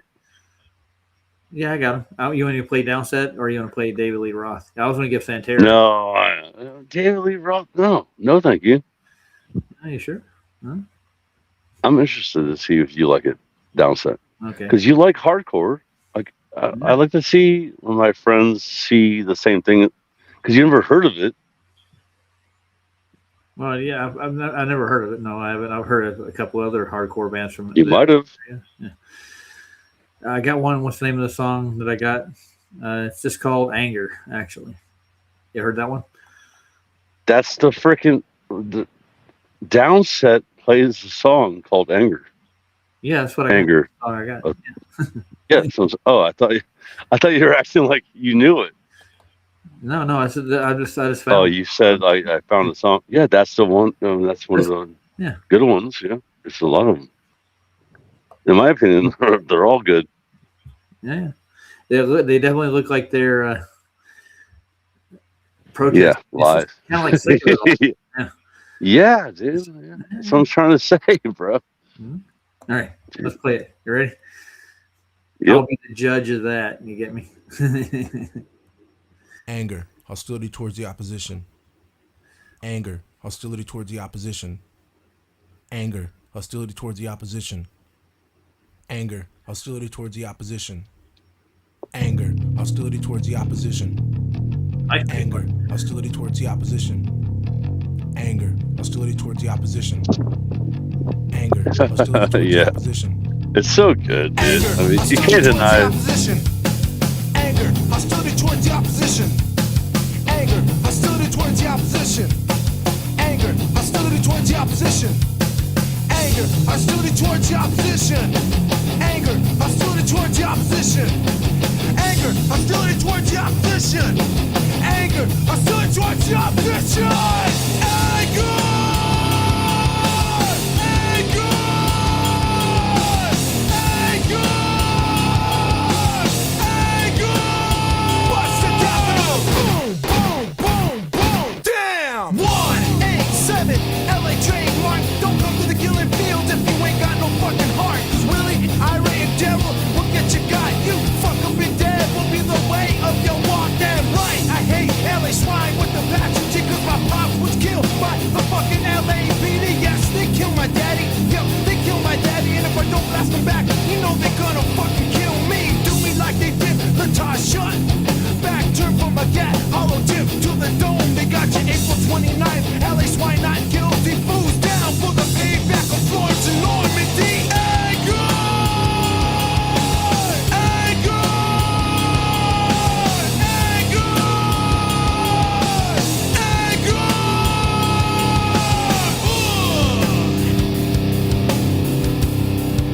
Kind of has a raging feel to it.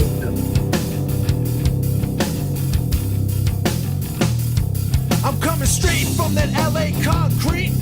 True blue motherfucker about 4 generations deep. But who's the real motherfucker though?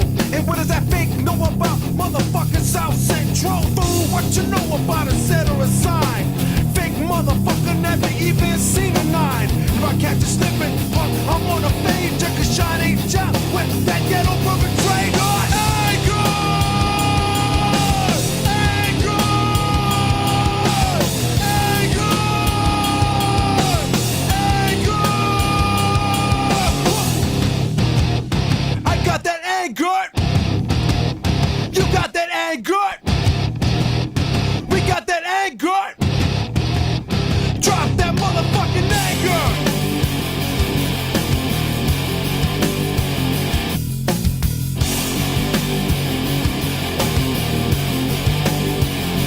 Yeah, yeah! Ba, ba, ba, ba, ba.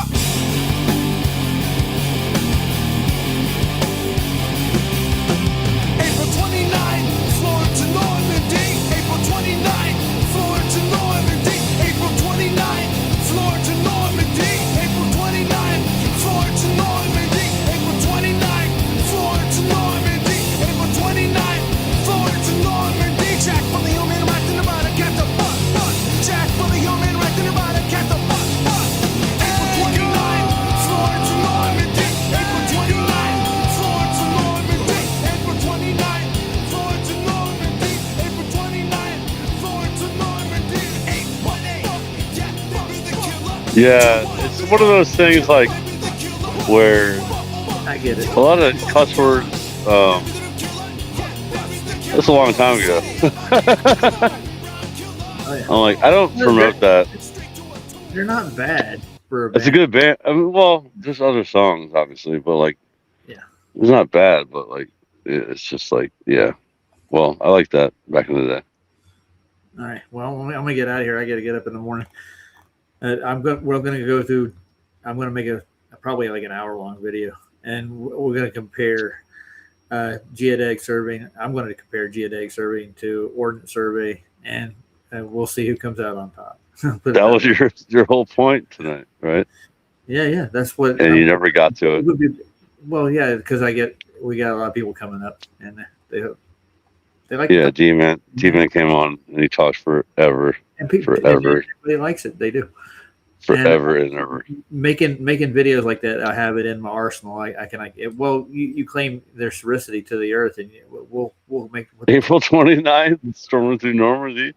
April 29th, 1992. You're talking about the Rodney King's riots, 1990. Oh yeah.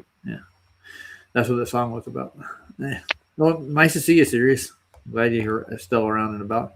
After her show too, huh? You came over after your show. Mm-hmm. Yeah, kind of like me. Sometimes I come over, I'm like, dude, I'm freaking raging. Rage. That's what it's like, dude. That band, obviously.